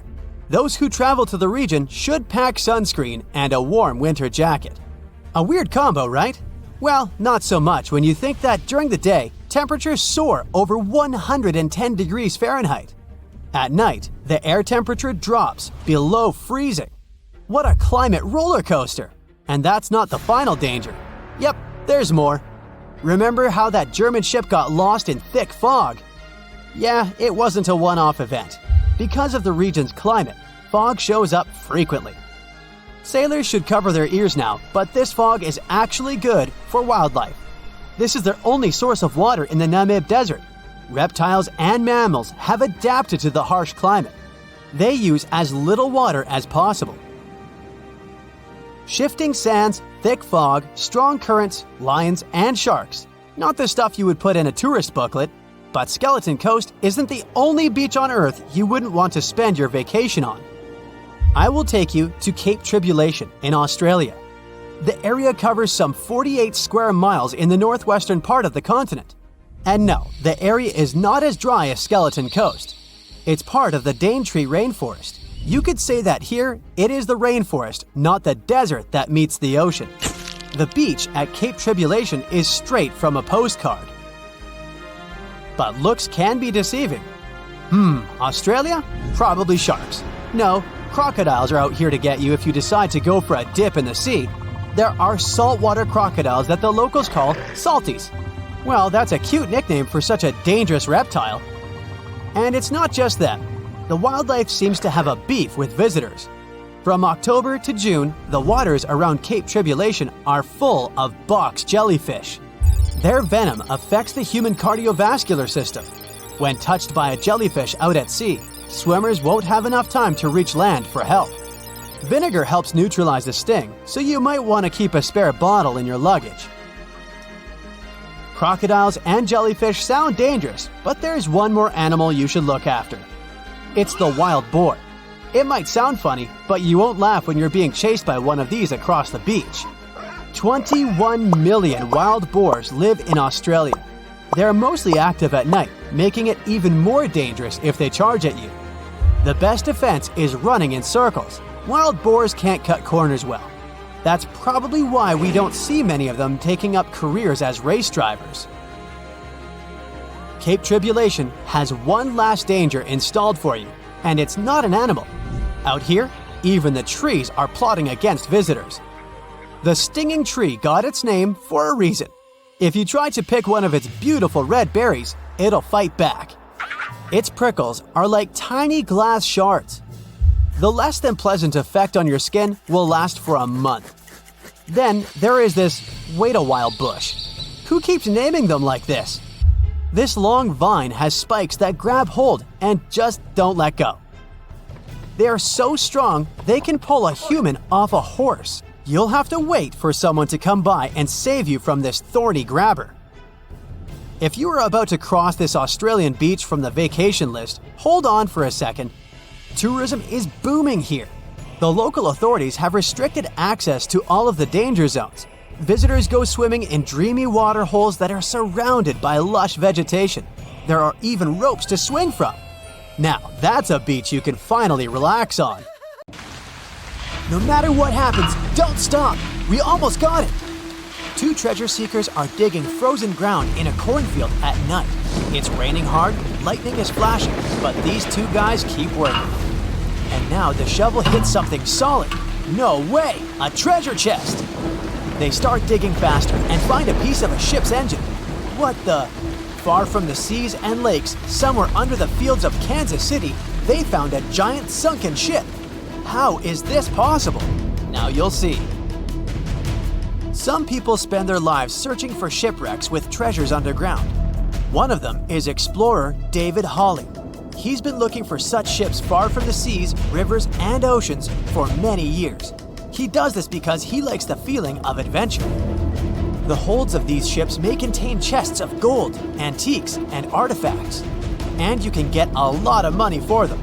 David says you don't have to go into the ocean to find a sunken ship. They may be lying in your backyard. But why do ships end up buried underground among fields, farms, and plains? Let's find out using the example of steamboat Great White Arabia.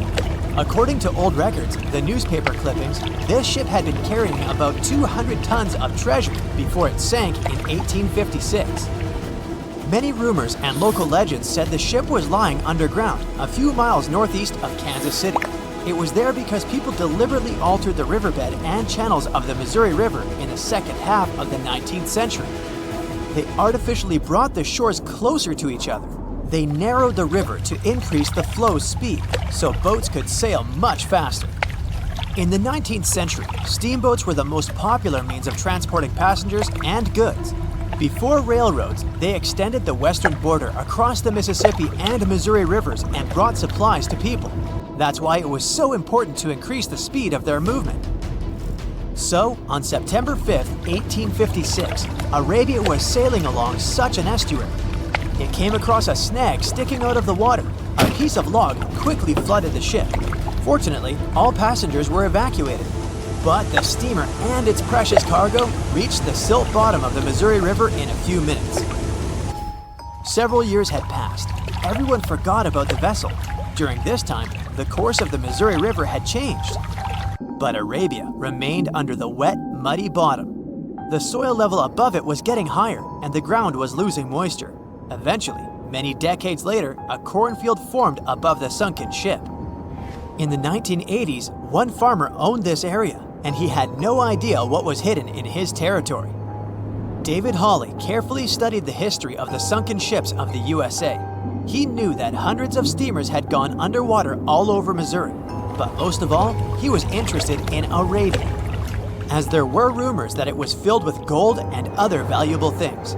The territory of cornfields in Kansas was vast, but David Hawley knew how to search properly. In 1987, he started working, first together with his brother and father. They collected all the clippings from old newspapers they could find. They were looking not only for information about the steamer, but also for maps of the Missouri River. They tracked its historical changes, checked the dates, and identified a large area where the steamer sank. Next, they used electromagnetic testing and other geological stuff to study the soil and find the right place. They searched for differences in ground moisture and density. Then, they went through the territory with powerful metal detectors. And so, by the fall of 1988, they had determined the location of the steamer. Arabia was the size of a football field. This gigantic vessel lay 45 feet underground, 4 stories down. But before they started excavating, they had to ask the owner of the cornfield for permission. For the farmer, this news was a big surprise. He agreed on the condition that the excavations would be completed by spring so that he could sow a new crop. Digging a giant ship in winter is much more difficult and expensive than at other times. It includes additional equipment, electricity, and heating costs. The team worked day and night. They financed the excavations out of their own pocket. Each invested more than $10,000 and took out a bank loan. Finally, they noticed the first details of the ship. The shovels hit the huge engine boilers and the deck. The goal had been achieved. Most of the cargo lying inside the sunken ships is covered with rust, shells, mud, and is badly damaged. The contents of Arabia were in excellent condition, considering that the ship had sunk 130 years prior. Unfortunately, they didn't find the chests of gold. Still, they got several tons of other valuable cargo, household items of people who lived in the middle of the 19th century. It was a time capsule. The ship was carrying supplies for hundreds and thousands of people, and all these things were perfectly preserved. For example, they could clearly see the brand stamp Goodyear Rubber Company on one rubber shoe. The longer the excavations continued, the more things David and his team found. In the barrels, they found plates from the 19th century. They were intact and usable. Also, there were clean clothes, thousands of pairs of shoes, harpoons, frying pans, and umbrellas. The ship was carrying cargo to supply about 16 small towns. Yes, it's not gold, but such artifacts are also precious. The contents of the ship could be worth millions. However, the crew wasn't going to sell these things. They made a museum on the site of a former fruit market in Kansas City. If you go there, you will immediately feel like you're in a department store of the 19th century. There are thousands of items in good condition. Even the matches here are dry enough to light up. It took David many years to present the entire collection from the steamship. He values each of the items and doesn't want to sell them. Anyone can come here, pay for a ticket, and find themselves in the past. Who knows, maybe there's an old ship hidden in your backyard too. Geologists found an older vessel in the hot desert of Namibia in 2008. This ship sailed back in the days when pirates scared sailors on the seas, and now it's inside a dried-up lagoon. The ship sailed from Lisbon in 1533 and disappeared with the crew near a small diamond mining town. After almost 500 years, the hull had been badly damaged. Only the carcass of the ship remained, but the treasure hidden inside the vessel stayed intact. They carefully studied the boat for a long time, trying not to ruin anything. And then, 5 days later, they found a big old chest in the hold. Carefully opening it, they found gold coins there. Thus, the cost of the ship was estimated at about $10 million. The exact cause of the shipwreck is unknown, but experts believe the ship was destroyed by heavy cargo and bad weather. It went to the bottom of a lagoon that later became a desert.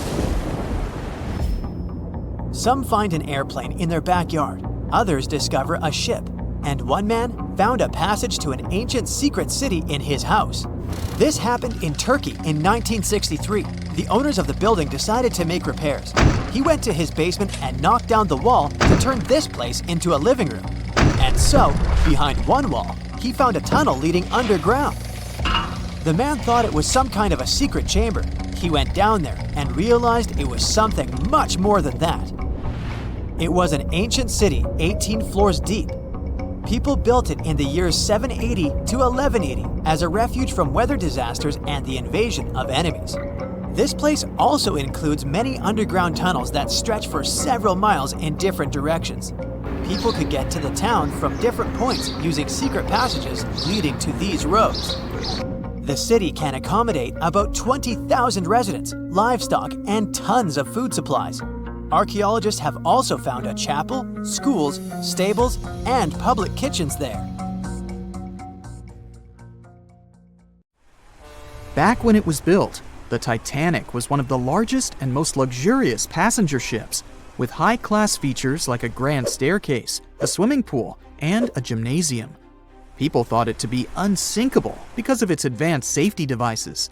Its tragic sinking on its maiden voyage in 1912 proved it wasn't at all the case. It wasn't until 1985 that the Titanic's wreck was finally rediscovered using state-of-the-art sonar technology. Ever since, thousands of items have been recovered from the Titanic, many of them being put on display or sold for auction. Things like jewelry, a life jacket, a menu from the ship's restaurant, or even a sample square of carpet from the first-class stateroom have all baffled the public and told stories of the many on-board people. Scientists have even tried to come up with strategies to get the Titanic back up. Not because they want to put it up for display, but so it can be properly studied, and more importantly, to stop it from getting more and more damaged at the bottom of the ocean. Some have suggested filling the wreck with ping pong balls to make it float, while others even considered injecting it with 198,000 tons of Vaseline. Another creative solution was proposed, the idea of using a giant claw or scoop to lift the Titanic. Nobody came up with this device. Using 500,000 tons of liquid nitrogen to trap it in an iceberg that would float to the surface was also considered, but all these potential strategies had to be eventually let go, since the Titanic is way too fragile to ever be recovered. As the Titanic's iconic bow railings are in danger of collapsing, metal-eating bacteria continue to chew away at the ocean liner's wreckage. An undersea exploration company plans to gather data about the ship's deterioration in annual expeditions. They hope this will help them learn more about the Titanic, and also more about the ecosystem that shipwrecks create. The over 100-year-old ocean liner is also being damaged by deep-sea currents daily. Some experts predict that the ship could disappear in a few decades due to holes in its hull. The deck that passengers crowded on as the ship sank has caved in. The gymnasium near the grand staircase has also fallen in, and a 2019 expedition found that the captain's bathtub, which became visible after the outer wall of the captain's cabin fell away, is no longer there. Those annual expeditions also gather data about the creatures living at the site, including crabs and corals. Surprisingly, many species have only been seen there at the Titanic wreck, so scientists are curious to find out more about them. The most famous out of all these creatures is the Halomonas titanicae. It's a bacteria, and it was discovered on the wreckage of the Titanic. What's interesting about this creature is that it's able to thrive in extremely salty environments. It's also been resistant to several antibiotics, unlike other types of bacteria. It's probably because of this superbacteria that the deterioration of the ship's iron hull happened so fast. The expedition will also look at the debris field and its artifacts. On the site, there are still traces of little personal items like clothes and luggage. One of the most interesting stories about Titanic artifacts is that of the passengers' shoes. Most of the Titanic items that have been lost at sea deteriorated or disappeared completely. But not the shoes. They seem to be able to resist the harsh conditions. On top of that, the leather in most shoes is perfectly preserved, probably because of tannin, a substance used in the tanning process of leather. It helped the shoes resist the damaging bacteria found underwater. All this exploring might have gotten you all excited. If that's the case, I have some good news to share. You might even be able to join the expeditions. To personally explore the Titanic, you have to plan ahead and apply to be a mission specialist with OceanGate, the company responsible for the journey. However, this experience does come with a high price tag of $250,000. Despite the cost, this once-in-a-lifetime experience is in high demand because of the limited spots available. If you can afford the exploration, you will have the chance to collaborate with renowned specialists in marine biology, oceanography, the Titanic, DNA, and the deep ocean. Accommodations and meals on the dive support vessel are also included, as well as training and guidance from specialists before and during the mission.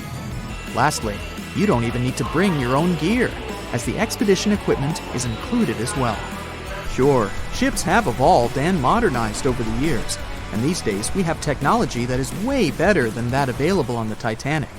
But this ship remains an amazing piece of history because of its many unusual features, like the fact that the Titanic's whistle was loud enough to be heard over 11 miles away, or the fact that the ship's hull was painted with a special mixture of red lead and linseed oil, which was believed to be effective in preventing the growth of seaweed and other marine organisms.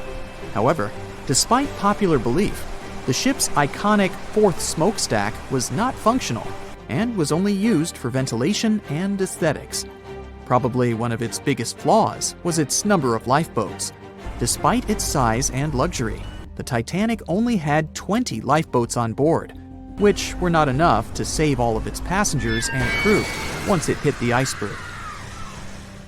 The Titanic may be the most famous shipwreck, but it's not the only one. The fleet of Kublai Khan tells a similar story. This one was a large naval force commissioned by the Mongol ruler Kublai Khan in the 13th century. The fleet was intended to travel to Japan and establish the Mongols as powerful rulers in the region. However, in 1281, the fleet was supposedly caught in bad weather and was seriously damaged, with many ships being destroyed. Legend has it that the fleet was torn down by a massive typhoon that came to be known as the kamikaze, or divine wind. This strong storm was believed to have been sent by the higher spirits to protect Japan from the Mongols. The truth about its disappearance remains a mystery to this day. However, the wreckage of the fleet, or parts of it, appears to have been discovered in the 1980s by Asian archaeologists. They dug across the site and studied the remains of the ships at a location near Imari Bay. The shipwreck is, to this day, considered to be an important archaeological discovery. That's because it informed us how well prepared the Mongols were back in the day in terms of their ships. Another tragic story is that of the RMS Empress of Ireland. This was a British passenger ship that operated until May of 1914. This is when the ship was sailing from Quebec City to Liverpool, but it ran into the Norwegian collier SS Storstad in the fog off the coast of Rimouski, Quebec. The collision caused a large hole in the side of the Empress of Ireland, and the ship began to quickly take on water and sink. The crew and passengers were caught off guard, and many were unable to evacuate in time. In total, 1,012 people were lost in the disaster, making it one of the worst maritime collisions in Canadian history. Rescue efforts were hampered by poor visibility and the fact that many of the lifeboats were damaged or unusable. Only 465 people survived the sinking, and many of them were rescued by the Storstad, which had remained in the area despite its damage. The sinking of the Empress of Ireland was a national tragedy in Canada, and it led to changes in maritime safety regulations and the establishment of a Coast Guard. The ship still lies at the bottom of the St. Lawrence River, where it has become a popular dive site for enthusiasts.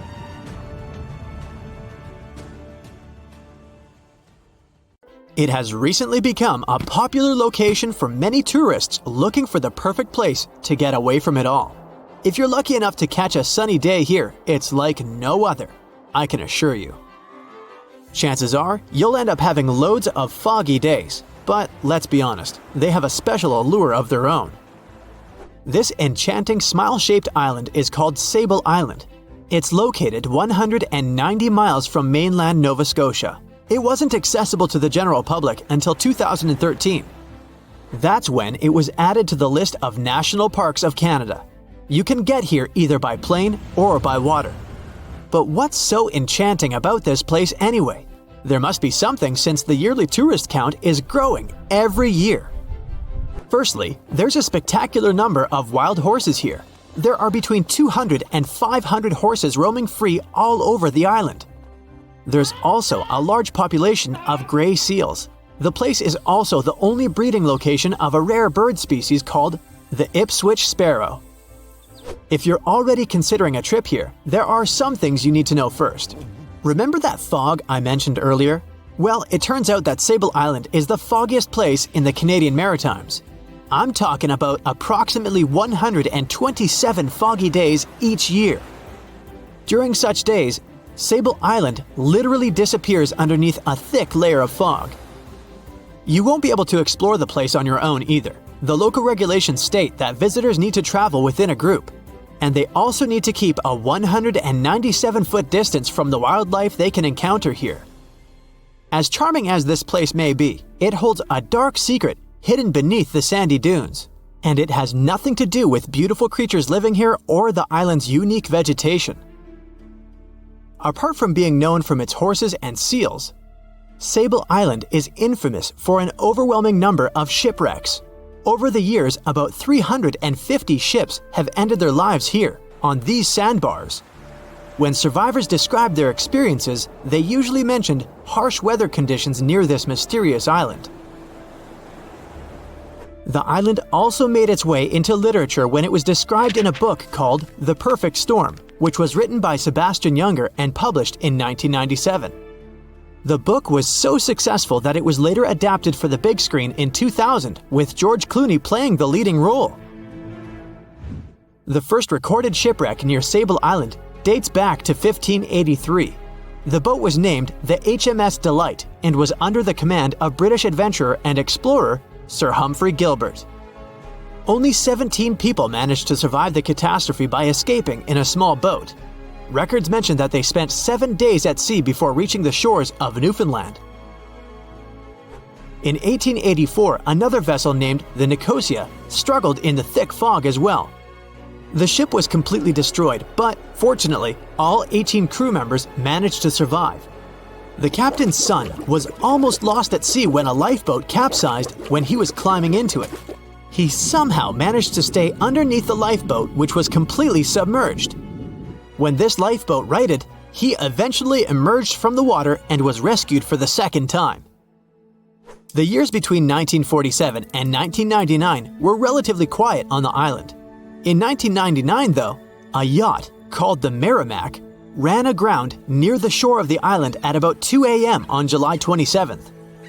The 40-foot fiberglass boat had a crew of only 3 people. Natural gas exploration workers, who were luckily not far away, rescued them. The crew managed to fly safely to Halifax the next day. The owner of the Merrimack tried to recover his boat by hiring local fishermen. Unfortunately, this operation was unsuccessful, since only the fittings of the yacht were eventually saved. It took no more than 6 weeks for the sand and waves to crush and completely break up the hull of the Merrimack. So what is it about this place that's so dangerous for boats? Does it have anything to do with the weather? Or maybe there's other forces at play? The explanation turns out to be a bit more complex, and it wasn't easy to figure out, at least not way back in the 1500s. First of all, the island is located close to one of the world's richest fishing grounds. Since it's also near one of the major shipping routes between Europe and North America, hundreds of vessels sail past it each year. The likelihood of shipwreck increases when there are so many boats roaming around the area. Sable Island is also in the way of most of the storms that move up the Atlantic coast of North America. It's no surprise that boats often get hurtled straight onto the shores of this island. The weather has a lot to do with it too. During the summer season, the warm air from the Gulf Stream creates a dense fog as it merges with the cool air by the Labrador Current that passes by the island. Other currents don't help the matter. Sable Island is next to the meeting point of three major ocean currents: the Gulf Stream, the Labrador Current, and the Belle Isle Current. Since the 1950s, radars and other modern navigation tools have been used on commercial vessels as well. Up until then, the sextant was the main instrument used to figure out a ship's location. It doesn't mean that sextants weren't accurate, but this instrument couldn't work properly without a clear view of the sun or stars, which means it didn't help much in dense fog, such as the one surrounding Sable Island, or when it was cloudy. Often during bad weather, the captain of a ship navigated, relying on their experiences and intuition based on the ship's speed and direction. That's why most of the survivors in shipwrecks near Sable Island said that the captain had simply miscalculated the ship's position, crashing into Sable Island by accident. This dusty, sandy land is as unfriendly to ships as it is to trees. There's reportedly a single tree on the whole island, and it looks a lot more like a bush. It's actually a pine tree. And since the famous island horses don't see it as much of a food source, it somehow managed to survive. Reports say that the tree was planted back in the 1950s. Local authorities were trying to grow a forest on the island to make it a bit more welcoming. They've planted tens of thousands of trees over the years, more than 69,000 evergreens, 600 fruit trees, and about 55 pounds of pine seeds, along with other plants which could survive the conditions on the island. But they were no match for the extreme weather and sandy soil. Out of all those plants, just one pine tree is still alive. Thanks to its resistance, it has even become a symbol of Sable Island. Interestingly, for around 40 years, the island also had just one inhabitant. Can you imagine that? One person living on a remote island for so many decades? It's the story of a woman called Zoe Lucas. She chose to surround herself with the only residents on the island: the horses, the gray seals, and the many species of birds. An esteemed naturalist, she mentioned in an interview she gave back in 2017 that she was used to living on the island and that she never got lonely. To survive here, she had to put together an essentials kit. It included a notebook to take notes and a pair of binoculars to study the wildlife. You can safely assume she wasn't scared of the intimidating surroundings, since she decided to eventually call this place home. At first, Zoe wanted to set up camp on one end of the island, near some abandoned buildings. But eventually, she settled in a wooden house near a bunch of sand dunes. A Canadian institution called the Meteorological Service of Canada put together the simple construction back in the 1940s. Parks Canada operates the building these days. Zoe's work included gathering as much data on the local horse population as possible. It could help scientists better understand how they managed to adapt to the unfriendly environment.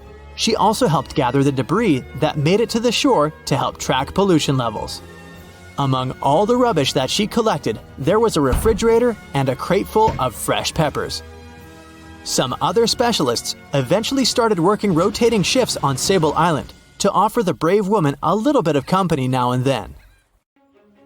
If I asked you to name the most famous shipwreck of all time, you'd go with the Titanic, right?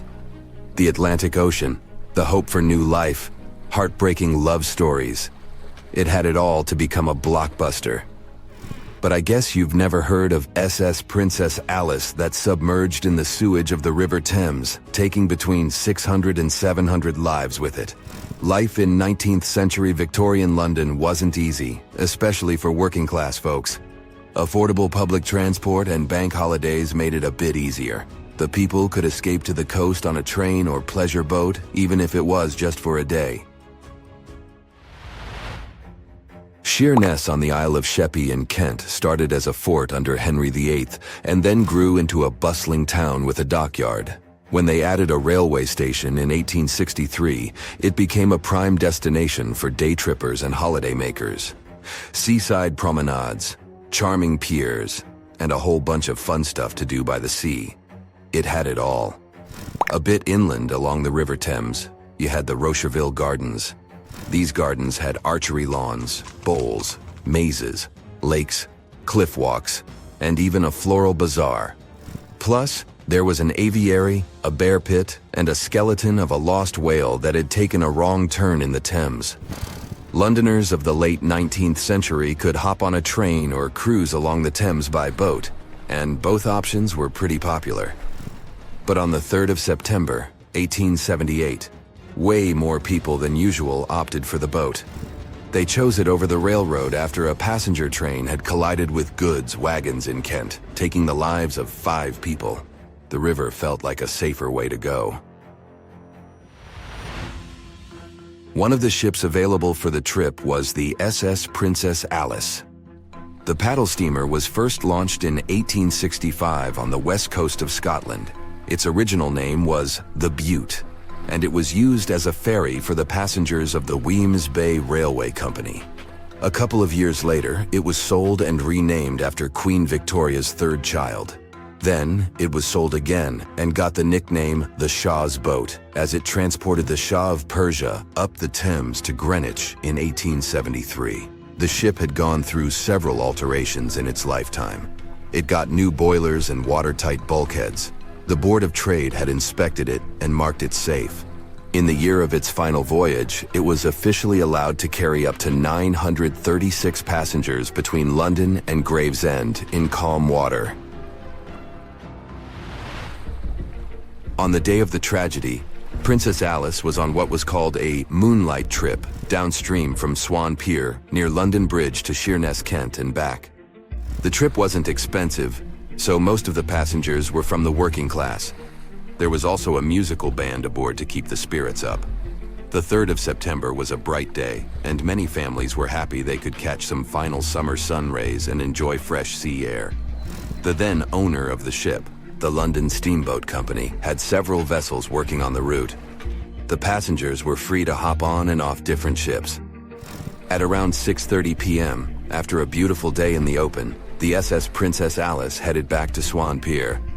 No one kept official lists of passengers, so we'll never know exactly how many people were on board that evening. But they say the steamer was close to its full capacity. As it got darker and cooler, many families decided to stay inside the saloon or in their cabins below. Some stories from the steamer sound like fate. The captain of Princess Alice let his steerer stay at Gravesend and replaced him with one of the passengers. John Ayres was a sailor but had little experience at the Thames or with a vessel like Princess Alice. Alfred Thomas Merriman, a chef from East London, had been offered to work on the steamer at the last moment. He was 30 years old and a father of 4, so he couldn't say no to extra money. At around 7:40 p.m., he was standing on the deck by the saloon door. By that time, Princess Alice had passed Tripcock Point and entered Galleon's Reach. The passengers could see the North Woolwich Pier in the distance. Many of them planned to disembark at that stop. And that's when Merriman noticed a huge ship carrying coal. It was Bywell Castle. This vessel normally carried coal to Africa, but it had just been repainted at a dry dock. Bywell Castle was going to Newcastle to pick up some coal and transport it to Alexandria, Egypt. The ship's captain, Harrison, wasn't too familiar with these waters, so he called in Christopher Dix, a seasoned Thames River pilot, to lend a hand, even though he didn't have to. The ship had a fancy raised forward part below the deck, and Dix couldn't quite see what was in front of him. So, they had a sailor on lookout duty. As they set sail from Millwall at the speed of 5 knots, 5.7 miles per hour, they tried to stick to the middle of the river, but other boats had other plans. When they were approaching Galleon's Reach, Dick spotted Princess Alice's red port light, headed their way, but planning to pass on the right side. At the same time, Grinstead, the captain of Princess Alice, was going against the river's flow, trying to find the smooth waters on the south side. He adjusted his course, steering into Bywell Castle's path. Both crews realized they were headed for a collision. Dix tried to steer clear and even ordered reverse full speed on the engines, but it was too late. The Bywell Castle collided head-on with the Princess Alice, which was much smaller, weighing less than a third of the 890-ton coal-carrying collier. it sliced the passenger steamer in two. As Merriman remembered later, laughter on board immediately changed into screaming and panic. Some people rushed to the bridge for safety. Merriman hurried to the captain, asking what to do next. The captain's response was grim. "We are sinking fast. Do your best." The ends of the steamer went high into the air, and the middle just sank, taking passengers with it. Those unfortunate ones who were below deck were tragically trapped. The impact caused tons of untreated sewage to gush from outlets near the collision site. The water became a frothy mess of unprocessed waste with a horrible odor. It was potent enough to make even the most resilient sailors retch. Amid the chaos, passengers struggled for life in the contaminated water. They inhaled lungfuls of hazardous waste without knowing. The crew aboard the Bywell Castle sprang into action.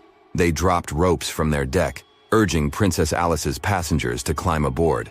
Anything that could float, from planks to barrels, was tossed into the water to serve as flotation devices for those in need. Other members of their team launched a lifeboat, saving 14 people. Nearby boats, moored along the riverbanks, joined the mission, plucking survivors from the water. Many of Princess Alice's passengers didn't know how to swim, and it was even trickier for ladies wearing long, heavy dresses. Merriman was among the lucky ones who could swim.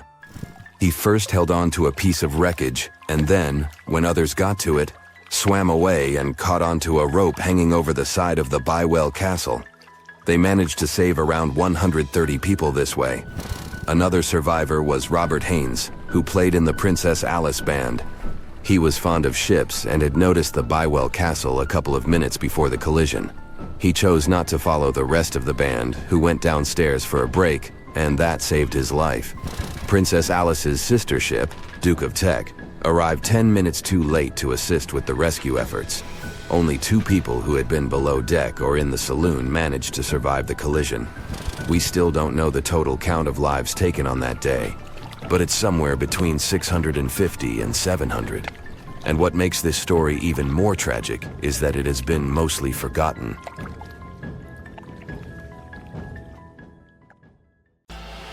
They said it was the most technologically advanced ship. They said it was unsinkable. And when it sank, they made a movie about it. These were the main reasons why the Titanic disaster became world famous. But unfortunately, this is not the only large-scale shipwreck. And sadly, there have been cases much worse than the tragedy of the Titanic. One of them occurred on April 27, 1865. The Sultana steamboat carried passengers and cargo daily between St. Louis and New Orleans. It was a pretty large wooden boat with 3 decks and was 260 feet long and 70 feet wide, almost twice the size of a basketball court. The ship could carry about 350 passengers, but on that unfortunate day, more than 2,000 people were on it. On April 23rd, she was making a routine voyage from New Orleans when it broke down. Something was wrong with the boiler, so the vessel docked in Vicksburg for repairs. At the port, the ship's captain, James Cass Mason, found out about an excellent opportunity to earn a lot of money. All he needed to do was to transfer a large group of former prisoners to the north. The captain agreed to do it, but the problem was that the boiler required a lot of time to repair. Mason was afraid that his competitors would take the job, so he decided to sail despite the malfunction the ship had. He patched up the holes in the boiler instead of a big repair and invited all the ex-prisoners on board. So, there was a broken boiler, an excess number of passengers, a lack of lifeboats, and not the best river conditions. Also, the captain refused to send the ex-prisoners to the hold, so they were all with ordinary passengers. There were strong chances for a shipwreck, but the greedy desire to earn more money was stronger. The Sultana went on a voyage and sailed up the river for 2 days. At this time, one of the biggest Mississippi floods in history began. The river overflowed its shores because of the flood, with the water level rising several feet. All the trees on the shore disappeared, and only the tops were sticking out of the water. The ship sailed opposite this powerful current, making the boiler work too hard. On the evening of April 26th, the Sultana arrived in Memphis, Tennessee, and they loaded even more, 120 tons of sugar and 200 passengers. She got incredibly heavy. Around midnight, the ship continued its dangerous journey. The captain sailed to barges to load a shipment of coal. At 1 a.m., the vessel left the barge. At 2 a.m., the broken boiler, unable to withstand the load, suddenly exploded. The Sultana was just 7 miles north of Memphis. Few people survived that day. The problem was that passengers trying to escape from the fire jumped into a cold river with a strong current. The Sultana disaster is considered the most tragic shipwreck in the history of the United States. The exact number of those who didn't survive is still unknown. According to various sources, this number was from 961 to 1,800 people. Don't be surprised that almost no one knows this story. There were many more survivors in the Titanic tragedy, and everybody heard about it. But the Sultana sank during one high-profile event. 12 days before the shipwreck, the country lost Abraham Lincoln. People hadn't yet recovered from this news, so no one paid much attention to the tragedy of the Sultana. Many catastrophes happened quite recently by historical standards. One of them occurred in 2002. The ferry La Jula was a Senegalese vessel. The ferry sailed twice a week, mainly along the coast of Dakar, carrying passengers who traded mango and palm oil. It made daily voyages and never faced severe problems thanks to modern rescue equipment and good repair service. But one day, the ship's crew discovered a malfunction and sent the boat to port. For almost a year, La Jula was in a non-working condition, awaiting repairs. But it didn't get high-quality service. After poor maintenance, the ferry set off on its last voyage. On September 26, 2002, La Jula sailed between southern Senegal and Dakar, and at 11 p.m. headed toward Gambia, where a strong storm began. The wind raised high waves, but this wasn't critical for the large passenger ship unless the number of people on board didn't exceed the established norm. La Jula was supposed to carry about 500 passengers, but had many more people that day. Too many passengers, poor repairs, and a strong storm caused severe problems for the ship. But the main factor in the shipwreck was that La Jula was only built for sailing in coastal waters, but that day, it sailed far from the shore. Big waves started rocking the boat, and at some point, it just turned upside down. The ship's deck went underwater, and its lower part stuck above the surface like an iceberg. All the passengers sitting in cabins fell on the ceiling and lost their orientation in space. There were no holes or damage in the ship's hull, and water flooded the lower decks for a long time. The vessel stood in a twisted position for several hours. Then, the boat began to sink when the water seeped through the deck and hold. The ocean was warm, but no one came to save the passengers. People had to wait almost 4 days to be rescued. Unfortunately, only a few managed to survive. The Philippines is a very dangerous area for ships. This place consists of several thousand islands and a vast area with shallow water. Ships can run aground and damage the hull with reefs and pitfalls. On September 20th, 1987, one of the most terrible disasters in navigation history occurred there. A Philippine passenger ferry called Dona Paz left one of the islands and sailed toward Manila. The sun was shining, the ocean was calm, and the visibility was good. But for some reason, the crew members didn't notice how the tanker Vector was approaching them. The two ships collided at low speed. The collision wasn't strong, but the problem was that the Vector had tons of oil on board, and the Dona Paz crashed into the cargo hold where that oil was stored. So it spilled all over the ocean, and then a spark slipped through. Not only did the two ships catch fire, but also filled with water. Both ships sank in a matter of seconds. Only a few dozen people survived that disaster. On September 27, 1854, the passenger ship Arctic sailed from Liverpool to New York. The fog came rolling down, and visibility got really bad.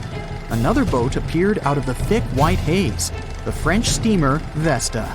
The ships were close enough to each other that a collision was inevitable. The French vessel was smaller, so it seemed to the Arctic's captain that Vesta had received a lot of damage.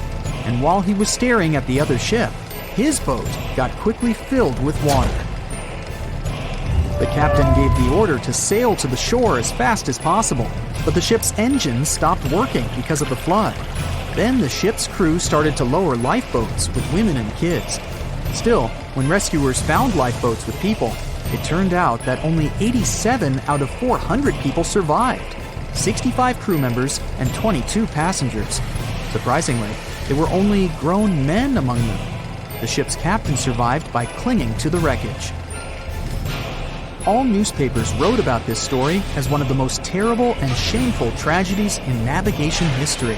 The survivors were criticized because they didn't save women and kids, and the crew members were accused of violating the law, since the safety of passengers should be higher than the safety of sailors.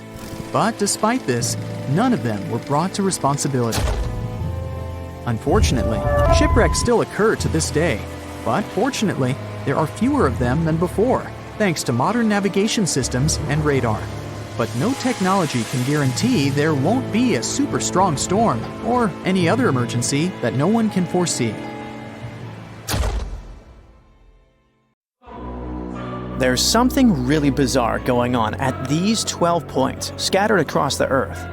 The vile vortices, as they're called, are these creepy spots over the Tropic of Cancer, the Tropic of Capricorn, and the North and South Poles, where weird forces seem to take over.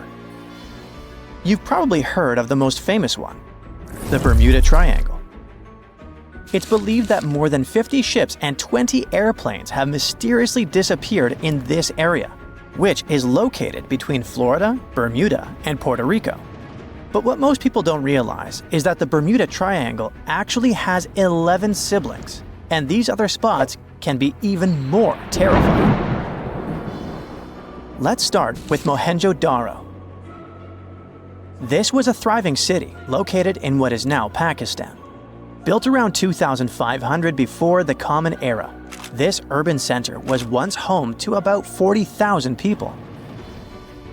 But then, suddenly, people abandoned it by the year 1700 before the Common Era.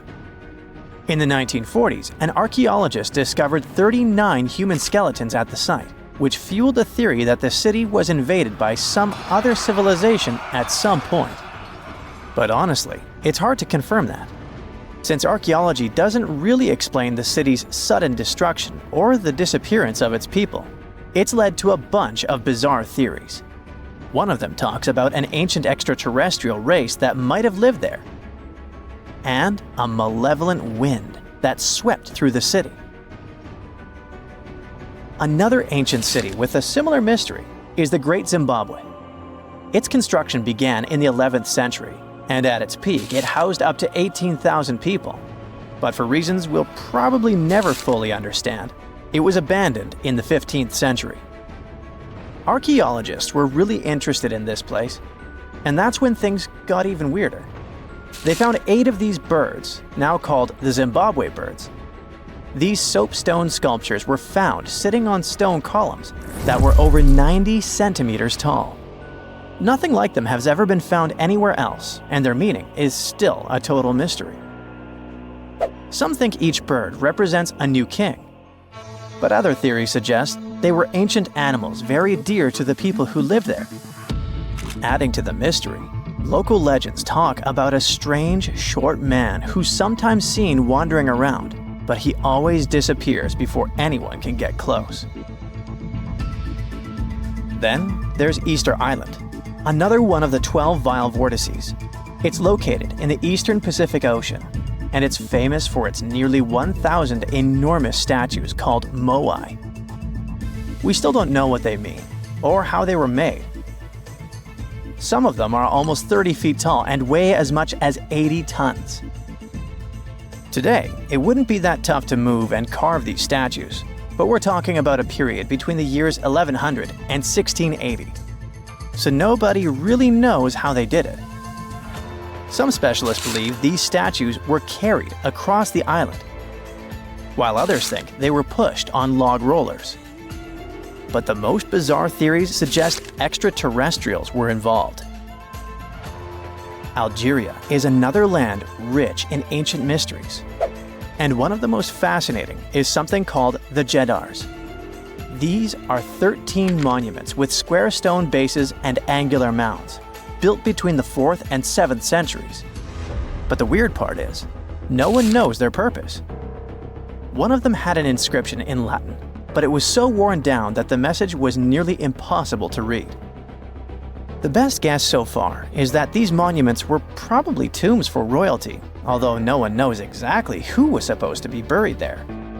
What we do know is that there are many myths related to strange disappearances in the region.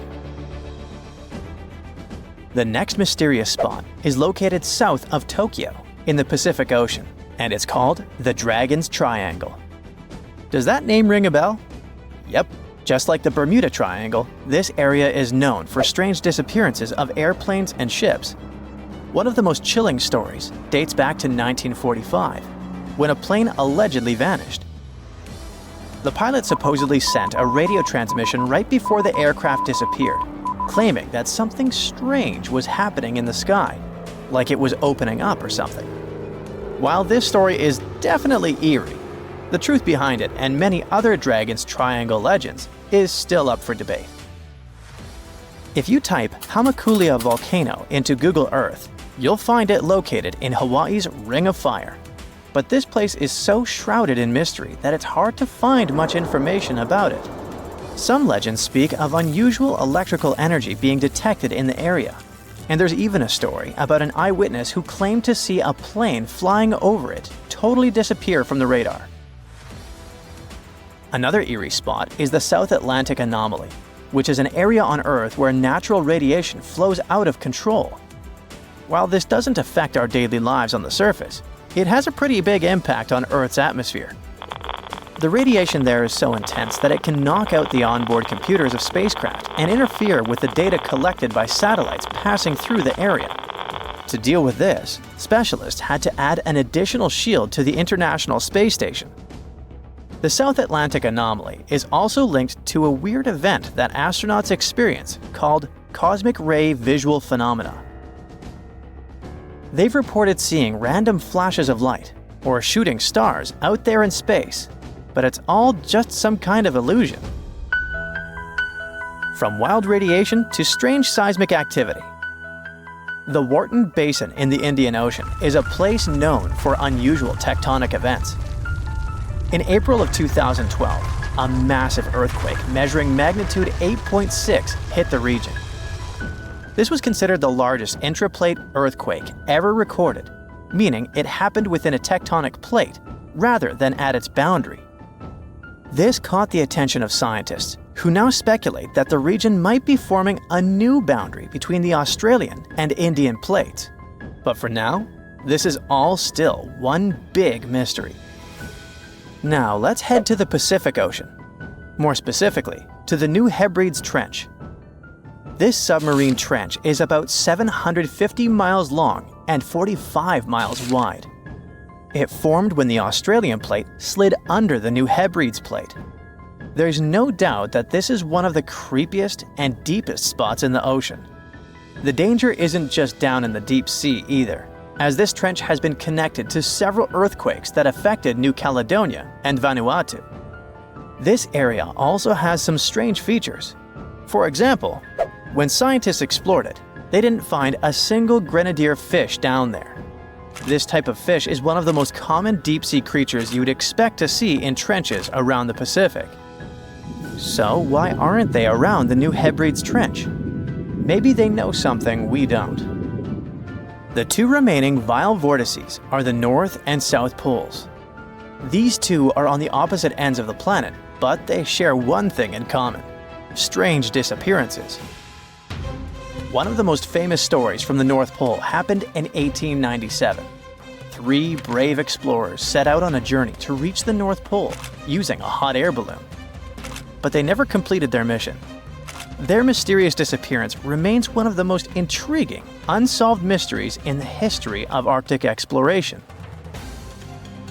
The South Pole is also known for similar mysteries. It's believed that hundreds of people may be buried beneath the snow and ice of the coldest continent on Earth. Even with all the advancements in technology and knowledge, the South Pole can still be extremely dangerous for anyone who ventures there. The temperatures can drop to almost minus 130 degrees Fahrenheit, and the winds can get up to 200 miles per hour. And that's definitely enough reason to stay away. Now that you're familiar with the 12 vile vortices, let me tell you something even stranger. If you look at a map, you'll see that these places are arranged in a way that looks pretty similar across the globe. Here's the weird part. If you connect these spots where unexplained events have occurred, you actually form the geometric shape of an icosahedron. This could be just a huge coincidence, but the fact that these mystery spots align with this shape makes them even more intriguing. In the Titanic movie, you won't see any fumes above the 4th funnel of the legendary ocean liner, and it's not a mistake. Back in 1911, the year before the Dream ship's departure, large ships would mostly sail with 4 chimneys. They needed those to draw heat and fumes from their massive boilers. The Titanic was a real engineering gem that only needed 3 chimneys to function. So the 4th was added for balance and more impressive looks. The White Star Line thought the public would have been disappointed to see only 3 pipes on the greatest ship of all time. The Titanic's sister ships, the Olympic and the Britannic, also had 1 fake funnel each for the same reason. The dummy chimney wasn't completely useless and served for ventilation. It took out the fumes from the machine spaces in the lower decks and from one of the first-class general rooms. 1 big ventilation funnel, instead of several small ones, helped to declutter the upper decks and left more open space for passengers to enjoy their strolls. When Titanic went down, the funnels, each weighing 60 tons, went down with the rest of the ship. They were made extra tall to make sure the passengers weren't covered in the suit being ejected. Their height and weight let them stay in the upright position.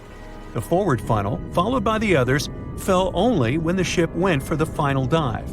Those chimneys were much lighter than the bow, so they spread among other debris.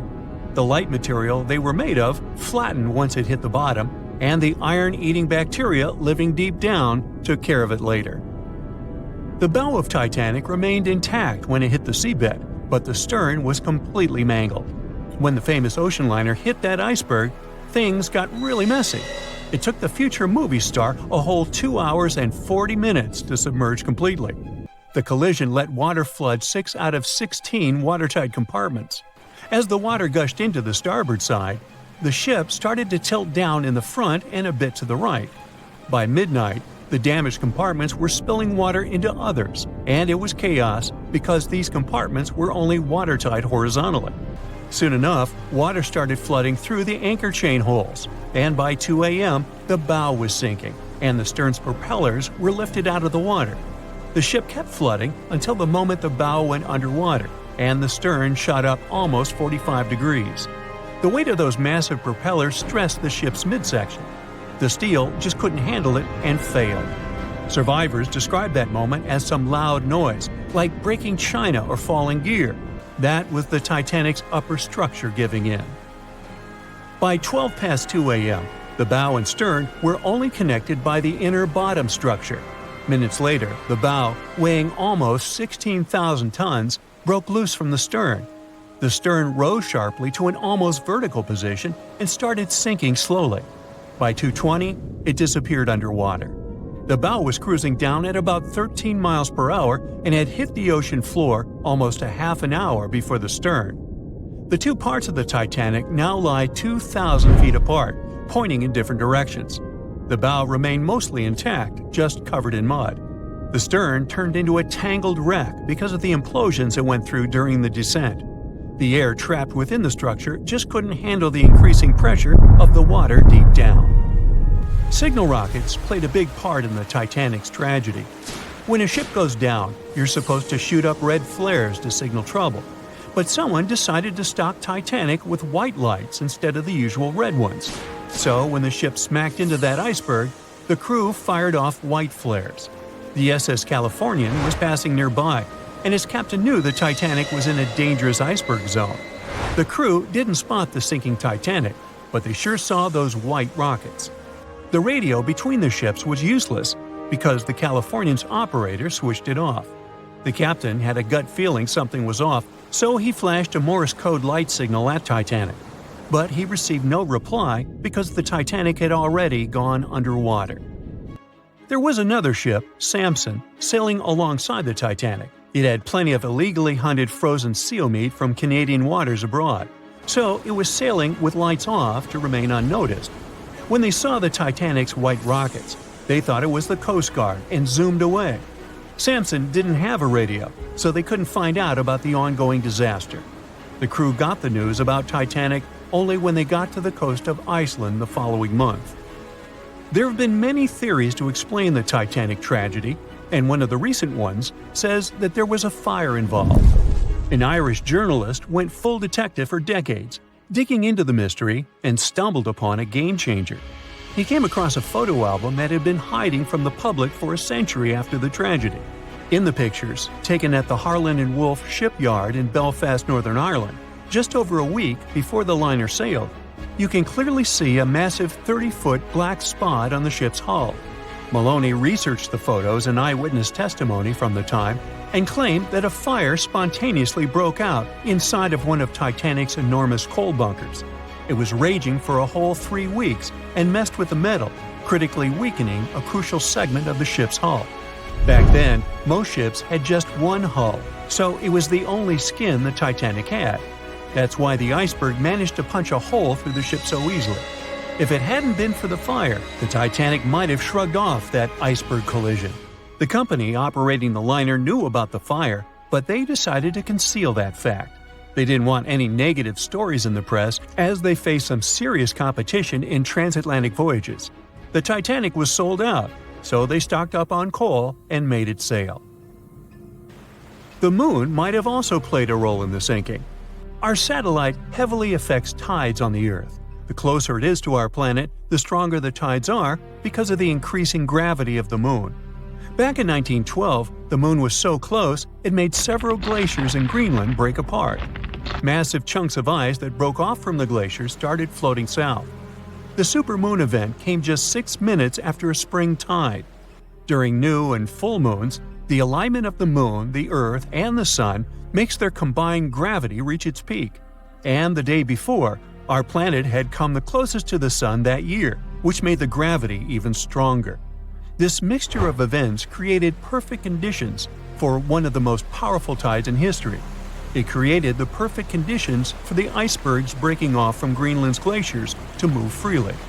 Opponents of this theory say that the difference in tidal force wasn't actually that big, and it couldn't have been the main cause of the sinking. The iceberg tore down the side of the ship, leaving a huge opening in the hull. It wasn't a continuous rip, and damage was caused in several places. Some experts believe the ship would have survived the iceberg if it had hit head-on. The Titanic had watertight compartments designed to prevent flooding in case of a collision. Only the first 3 or 4 of these compartments would have been flooded. This could have helped save a lot of lives. Supporters of this theory put the blame for the disaster on First Officer William Murdoch. Huge, fast-moving ships don't just turn in a matter of seconds like a speeding car. It takes minutes. When Murdoch realized the collision was inevitable, he tried dodging left to avoid a direct hit. But despite his efforts, the ship still collided with the iceberg. You know the rest. The cause of the Titanic crash was an iceberg, or so we've always been told. But new research has come to light that debunks this theory.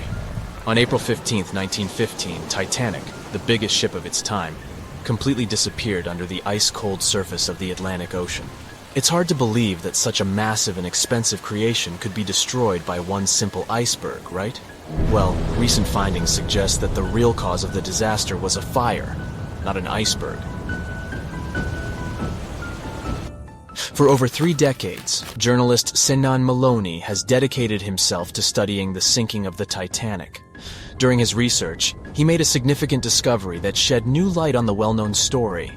Maloney discovered a massive black spot on the hull of the Titanic, which measured an impressive 30 feet in length. He found it thanks to an unpublished album of photographs that showcased the construction and preparation of the ill-fated ship's first and final journey. Can you believe that most probably the fire on the Titanic had been burning at extreme temperatures for 3 whole weeks before anyone noticed it? Crazy, right? Apparently the high temperature corrupted the metal, making it 75% weaker.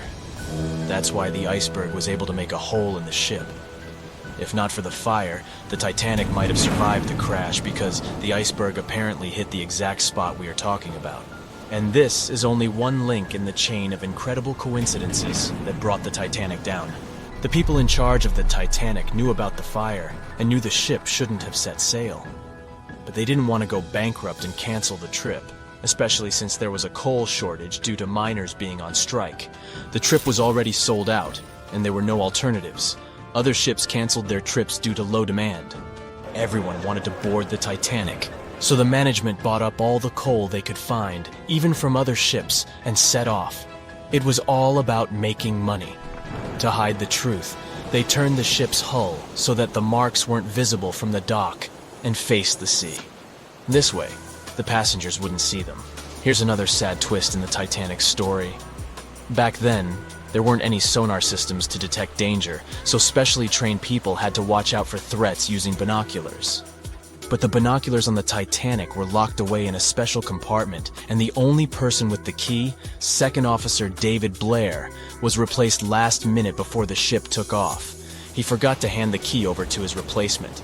This mistake wasn't discovered until 3 days later when the ship was already at sea. If they had the binoculars, they might have seen the iceberg in time and avoided the crash.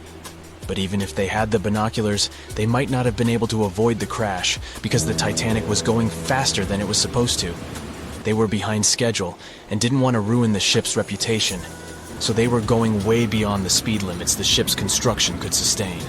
One of the biggest mistakes made on the Titanic was the decision to not include enough lifeboats. Even though the ship needed around 60 of them to contain all the passengers, it was only equipped with 20. The designer, Alexander Carlisle, had initially planned for 48 lifeboats, but this number was reduced for aesthetic purposes. Apparently, having too many lifeboats would have made the deck look too cluttered. These 20 boats were only able to hold a third of the passengers on board, which was not nearly enough to save everyone in the event of an emergency. What's even more shocking is that this number of lifeboats was technically legal at the time. Regulations for lifeboats were based on the tonnage of the ship, not the number of passengers. This means that even though the Titanic was carrying thousands of people, it still met the legal requirements for lifeboat capacity. Another serious mistake made by the crew was the decision to cancel the lifeboat drill scheduled for the day of the disaster. Lifeboat drills were standard practice on ocean liners at the time, but for no apparent reason, Captain Edward John Smith chose to cancel it. This meant that passengers were not prepared for an emergency, and the crew was not adequately trained to handle the situation. When the ship hit the iceberg, chaos ensued, and it took over half an hour to launch the lifeboats instead of the usual 10 minutes. Some folks put the blame on Captain Smith for the fact that the first set of lifeboats left partially empty. The very first lifeboat, which had seats for 65 people, only carried 27 passengers. There is an objective reason for this. At the beginning, people were reluctant to abandon the ship and didn't understand the gravity of their situation. In 2012, researchers uncovered that Captain Smith failed his initial navigation exam. Although he eventually passed, some people wonder if this could have played a role in the disaster. During the Titanic's final moments, the crew attempted to send out distress signals to nearby ships, including the Californian. However, the Californian failed to respond to the flares shot into the sky, and the captain ultimately lost his job as a result of this negligence. However, recent research has exonerated the captain and proved his innocence. It turns out that light refraction, caused by layers of cold air below warmer air, created mirages that distorted the signals from the Titanic. This phenomenon had been observed by other ships sailing in the area and is now believed to be the reason why the lookouts on the Titanic missed the iceberg completely. Historian Tim Malton supports this theory and has further contributed to our understanding of this event. It's unfortunate that the captain of the Californian lost his job due to circumstances beyond his control, but it's better late than never that his reputation is cleared. Whatever the reason for Titanic's crash was, it still keeps the minds of scientists busy to this day. But let's see what the buzz was all about. What made the Titanic so famous and unique? The Titanic was massive, standing at 175 feet tall and nearly 900 feet long. The ship was so enormous that even the officers took over 2 weeks to memorize all the decks and passageways. You could be walking miles along its corridors.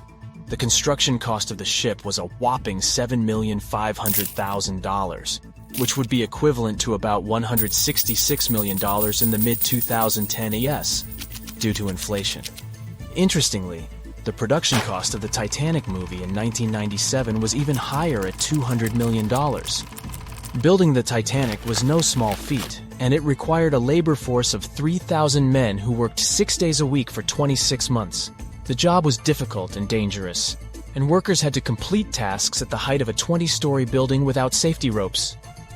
Nevertheless, they were paid a competitive wage of £2 a week, which was considered good pay at the time. The inside of the Titanic was inspired by the luxurious Ritz Hotel in London. The most impressive feature of the ship's interior was the grand staircase, which extended through 7 of the ship's 10 decks. The staircase was adorned with ornate paintings, bronze cherubs, and oak paneling. The first-class passengers had access to an impressive array of facilities, including a heated swimming pool, Turkish bath, gym, squash court, beauty salon, and even a stylist to help them prepare for dinner. First-class passengers on the Titanic were pampered to an extraordinary extent. They had their own onboard newspaper, the Atlantic Daily Bulletin, and even their dogs were taken care of with a special area where they could be fed, walked, and trained during the voyage. The first-class meals were a grand affair, with 13 courses and a different wine for each course. These dinners could last up to 5 hours, and they were certainly something to look forward to. With such opulence and luxury on board, it's not surprising that so many people were eager to take the first trip on the Titanic.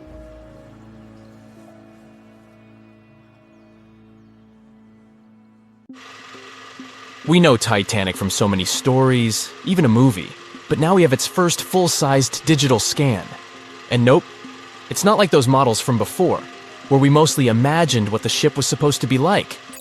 This time we got a real digital scan. A team of experts really mapped the deep-sea floor around the Titanic together with the ship itself. We basically got a 3D view of the entire wreck, which is like going deep down beneath the ocean's surface and seeing Titanic as if all the water has been drained away. So, the story of the wreck started in 1985, 73 years after the Titanic went down. The explorer named Robert Ballard stumbled upon it somewhere between 2 submarines that also went down in that area. He was actually on a different task back then, so he didn't even have time to explore the ship properly. But as he was searching for the submarines, he realized how ocean currents affect sinking debris. He noticed the heaviest object sank quickly and left a trail of debris behind, the trail that followed the currents. Using this knowledge, Ballard made a hypothesis the Titanic had broken in two and left a debris trail as it sank. Before he found the wreck, everyone thought the ship just went down in one piece after hitting an iceberg. So everyone knew where the ship was so the adventure could start, or not. It was hard to explore it. The ship is enormous, and the dark depths of the ocean make it really difficult to capture its whole body in one go. So we mostly relied on glimpses of the decaying ship, and had to settle with teasing scattered parts of the whole picture and filling it up with speculations and stories. But in the summer of 2022, we finally got something different. A team of experts from Magellan Loaded, a company specializing in mapping the deep sea, teamed up with Atlantic Productions, who were making a documentary about the project. They embarked on a mission to capture the complete view of the Titanic. They used submersibles. Those are vehicles that go underwater, remotely controlled by a team of skilled explorers. These submersibles dove deep into the ocean. It wasn't an easy job. They spent over 200 hours collecting information about the entire length and breadth of the wreck. It was like a real-life treasure hunt. But instead of finding gold and jewels, they took something even more precious. Over 700,000 images of the Titanic from every angle possible. Yup, they took photos of every tiny part of the ship, even the not-so-interesting bits most of us would usually skip. Even mapping the muddy parts was an important part, because it helped fill in the gaps between the more exciting things they discovered. And this was a way for all of us to finally get a detailed 3D reconstruction. Even though it's been more than 100 years, you can still recognize the bow of the Titanic, covered in rust that hangs down like stalactites. On top of the bow is the boat deck, where a big hole gives us a glimpse into the empty space where the grand staircase once stood, like a window into the ship's glamorous past. Its stern is now a wild mess of twisted metal. As the Titanic went down, this part collapsed and spiraled into the seabed. The bow and the stern ended up separated by about 2,600 feet. There's a vast field of debris surrounding this giant, stuck on the seafloor. This debris is like a scattered treasure trove, full of intricate metalwork from the ship, statues, and even unopened champagne bottles. There are also personal belongings that went down together with the ship, like dozens of shoes resting across the seafloor. It was a tough task to do, go down and take all those pictures. It may not sound that hard at first, considering it was the vehicle that really immersed itself into such deep parts of the ocean, not the people. But studying the ocean is hard. We haven't explored, mapped, or even seen over 80% of it. The conditions are harsh, and the pressure becomes more intense the deeper you go. And their vehicle had to dive down to nearly 13,120 feet below the surface. That's like 12 Eiffel Towers stacked on top of each other. Plus, you have strong currents in that area, so it was probably like trying to navigate through a watery maze. And submersibles weren't supposed to touch anything. Even the slightest wrong step can damage the wreck that was already so fragile. It seems like the Titanic is frozen in time, so it will always be there waiting for us. But in reality, it's slowly disappearing. It's pretty obvious that the ocean water ruined it considering how long it has been down there. But it's not just that.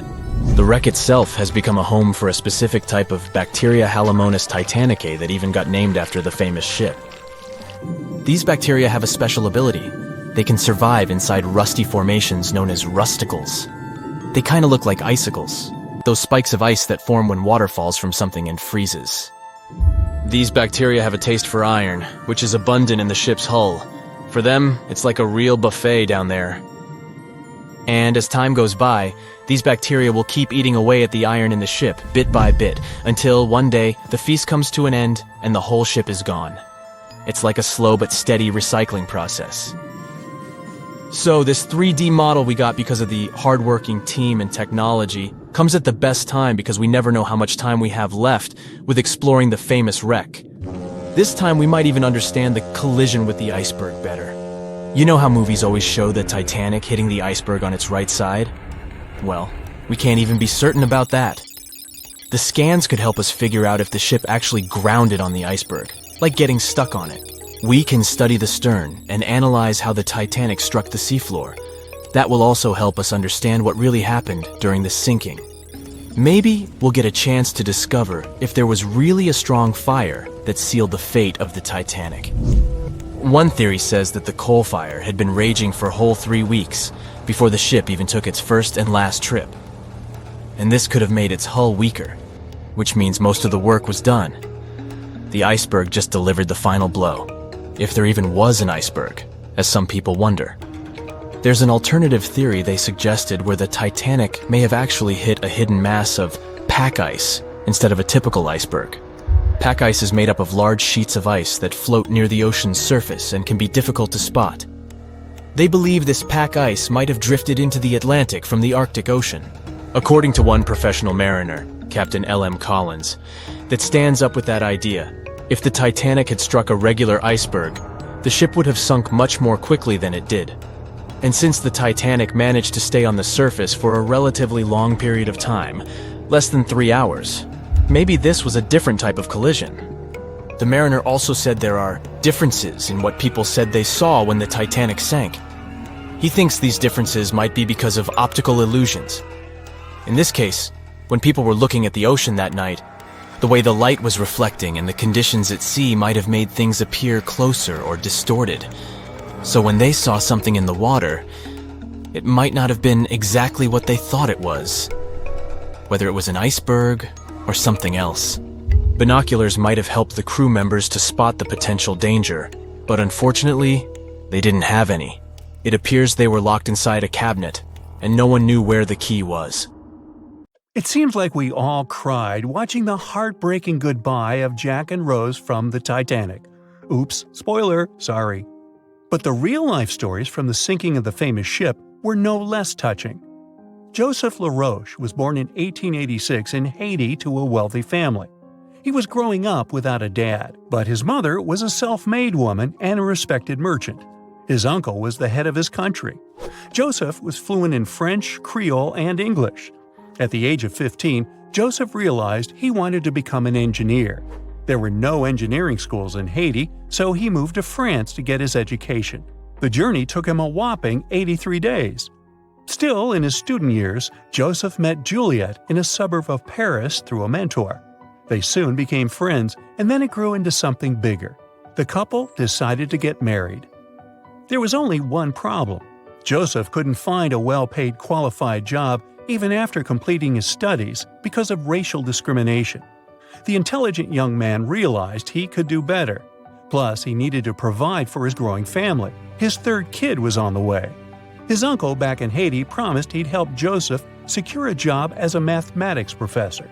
His mother was overjoyed that her son and his family would be living in Haiti. She bought them first-class tickets for the French liner La France as a reunion gift. But that liner had really weird rules separating parents from their offspring for meals. The LaRoches didn't want to leave their youngsters and make them feel sad on a trip across the ocean. So they decided to trade their first-class tickets for La France for second-class tickets for RMS Titanic's maiden voyage. The Titanic was all the hype, and it didn't separate families, so it looked like a great deal. They planned to change for another ship in New York that would take them straight to their final destination in Haiti. The family boarded the Titanic on April 10, 1912, at Cherbourg.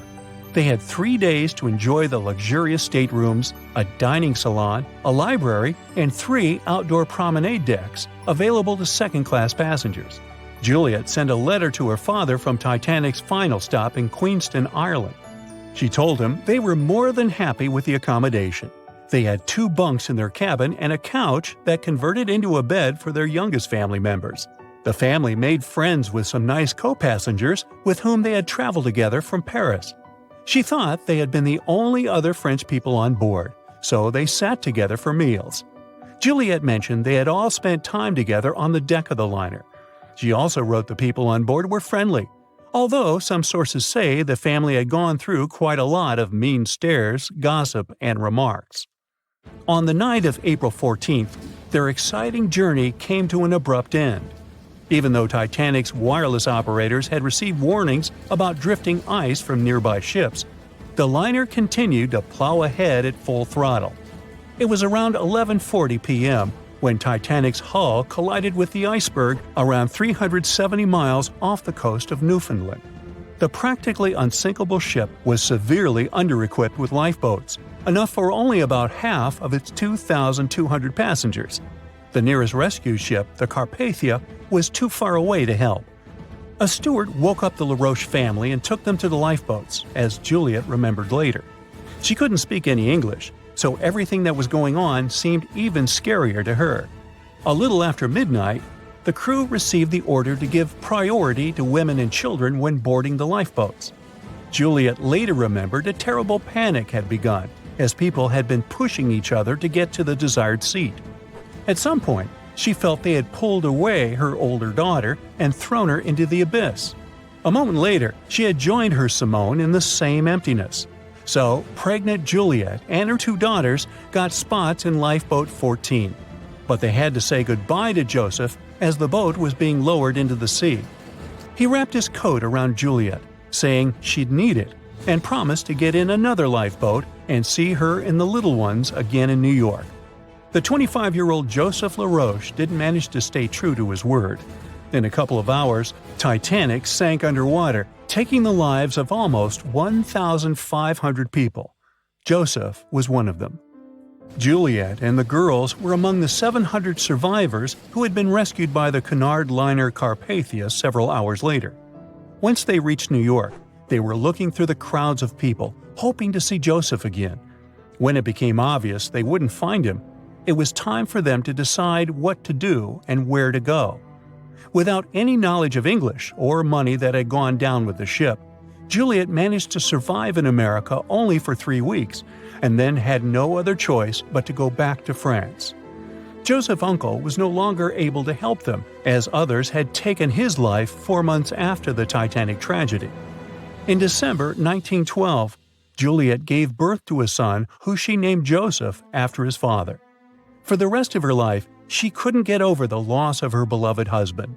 That's why she didn't like to speak about what had happened on Titanic and told her children not to mention it. In 1995, a member of the Titanic Historical Society interviewed Louise, who was the last remaining LaRoche child and the last French survivor of the sinking. And that's when the world first heard about this heartbreaking story.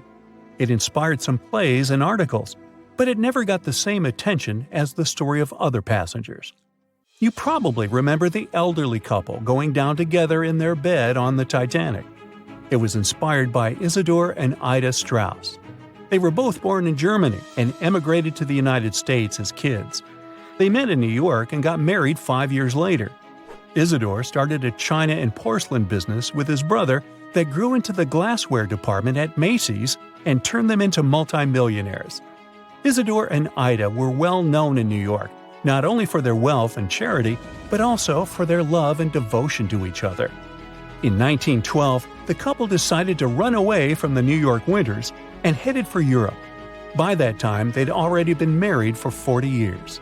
In early April, it was time for them to sail back home to New York.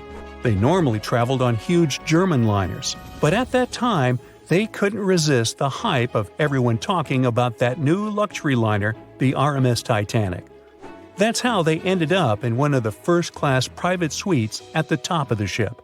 The Strauss couple spent their evenings dining in front of a live orchestra in a hall filled with fancy furniture and expensive wooden paneling. On the night of April 14th, they felt a slight tremor and then left their private suite and waited for instructions from the crew.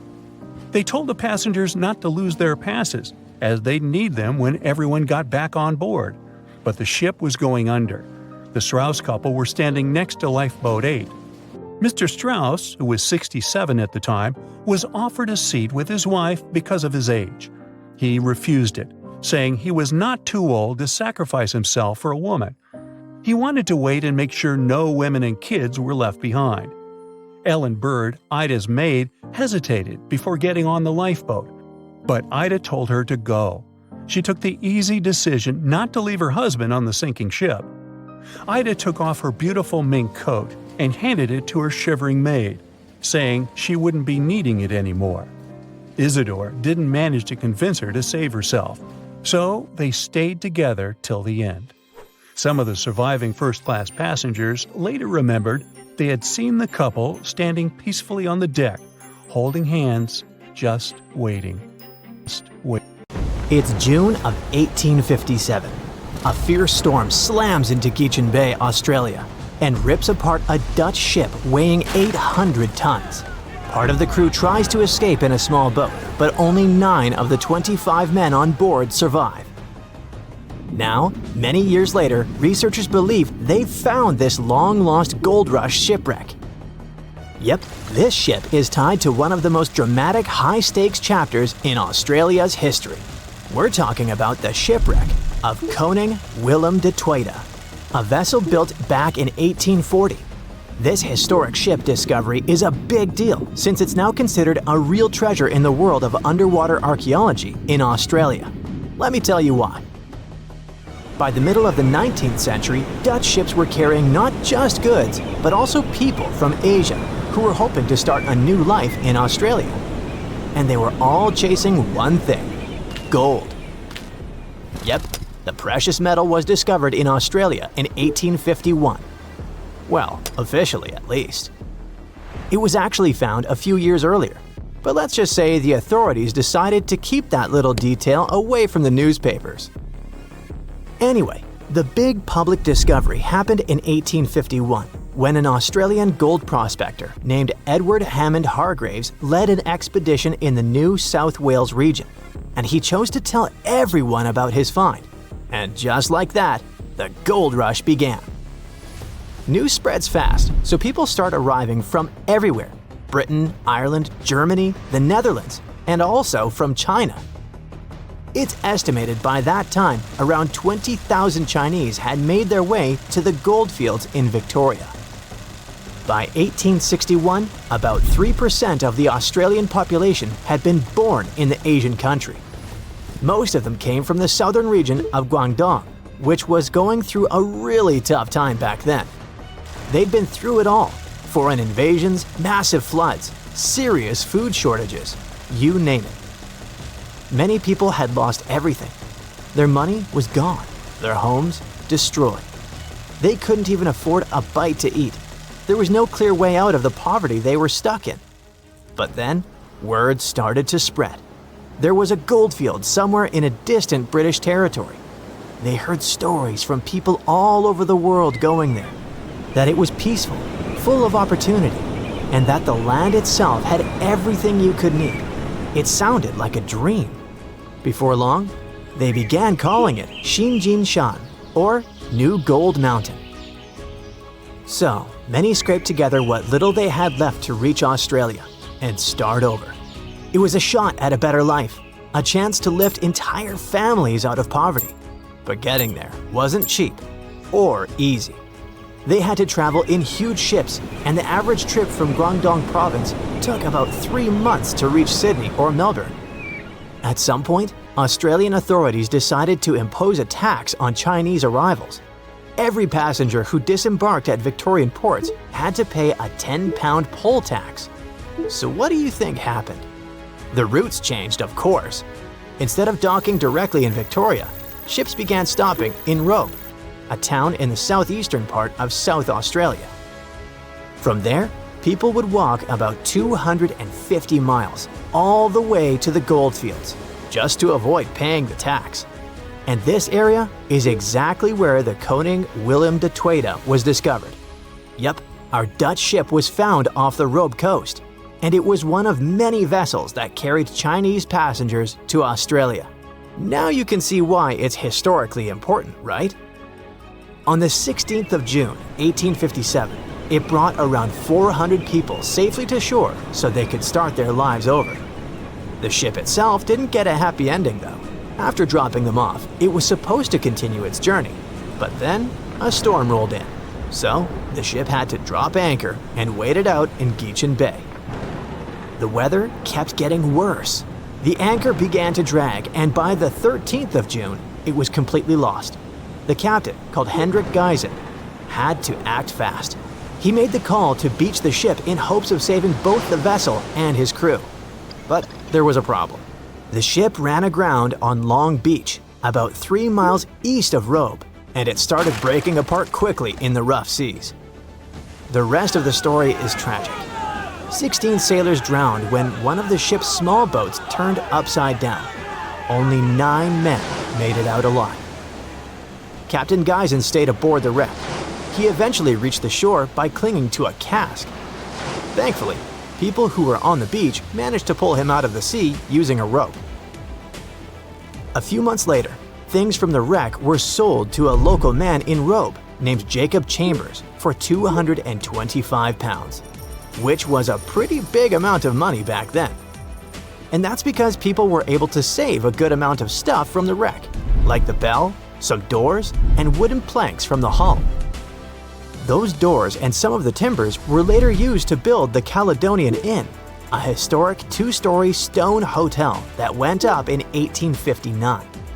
As for the bell, it was supposedly used at Robe Primary School for over 100 years, but researchers aren't so sure about that part.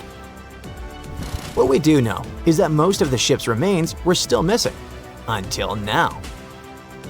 After 3 years of hard work, a team affiliated with the Australian National Maritime Museum believes they have finally found the Koning Willem de Tweede. The project kicked off in April of 2022, and its main goal has been to search for, locate, and carry out an archaeological survey of the shipwreck's remains.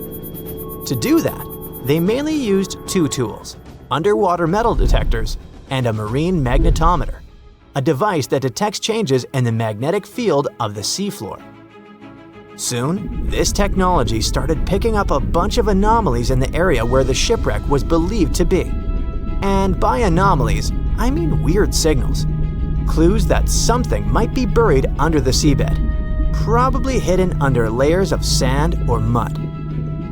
They believe those signals were coming from the iron parts of the ship's windlass. That's a big winch at the front of the ship used to pull up the anchors. Some of those pieces were sticking up slightly from the seabed, along with a partially exposed iron frame. They also spotted a well-preserved wooden plank underneath the windlass, which suggests that more of the ship's hull is still down there, just buried under the sand. So why do they feel confident that this wreck is the Koning Willem de Tweede? Well, basically for 3 reasons. First, the location. The spot where they picked up those signals lines up with historical accounts of where the ship went down. And it just so happens to be the only known shipwreck in that part of Long Beach. Second, the size. The cluster of magnetic signals roughly matches the ship's documented length, which is about 140 feet. Third and last reason, they found pieces of Chinese pottery from the 1800s right on the beach next to the site. When you put all those facts together, it basically screams Koning Willem de Tweede. That's why the team feels so confident they've finally discovered this historic ship. But even though they have good reasons to believe it, more research still needs to be done, so they're planning future visits to the site to keep monitoring things. The goal is to check the ship's condition and look for more parts of the hull or artifacts that might get uncovered as the seabed shifts over time. Let's hope they get lucky next time around. That's it for today. So hey, if you pacified your curiosity, then give the video a like and share it with your friends. Or if you want more, just click on these videos and stay on the bright side.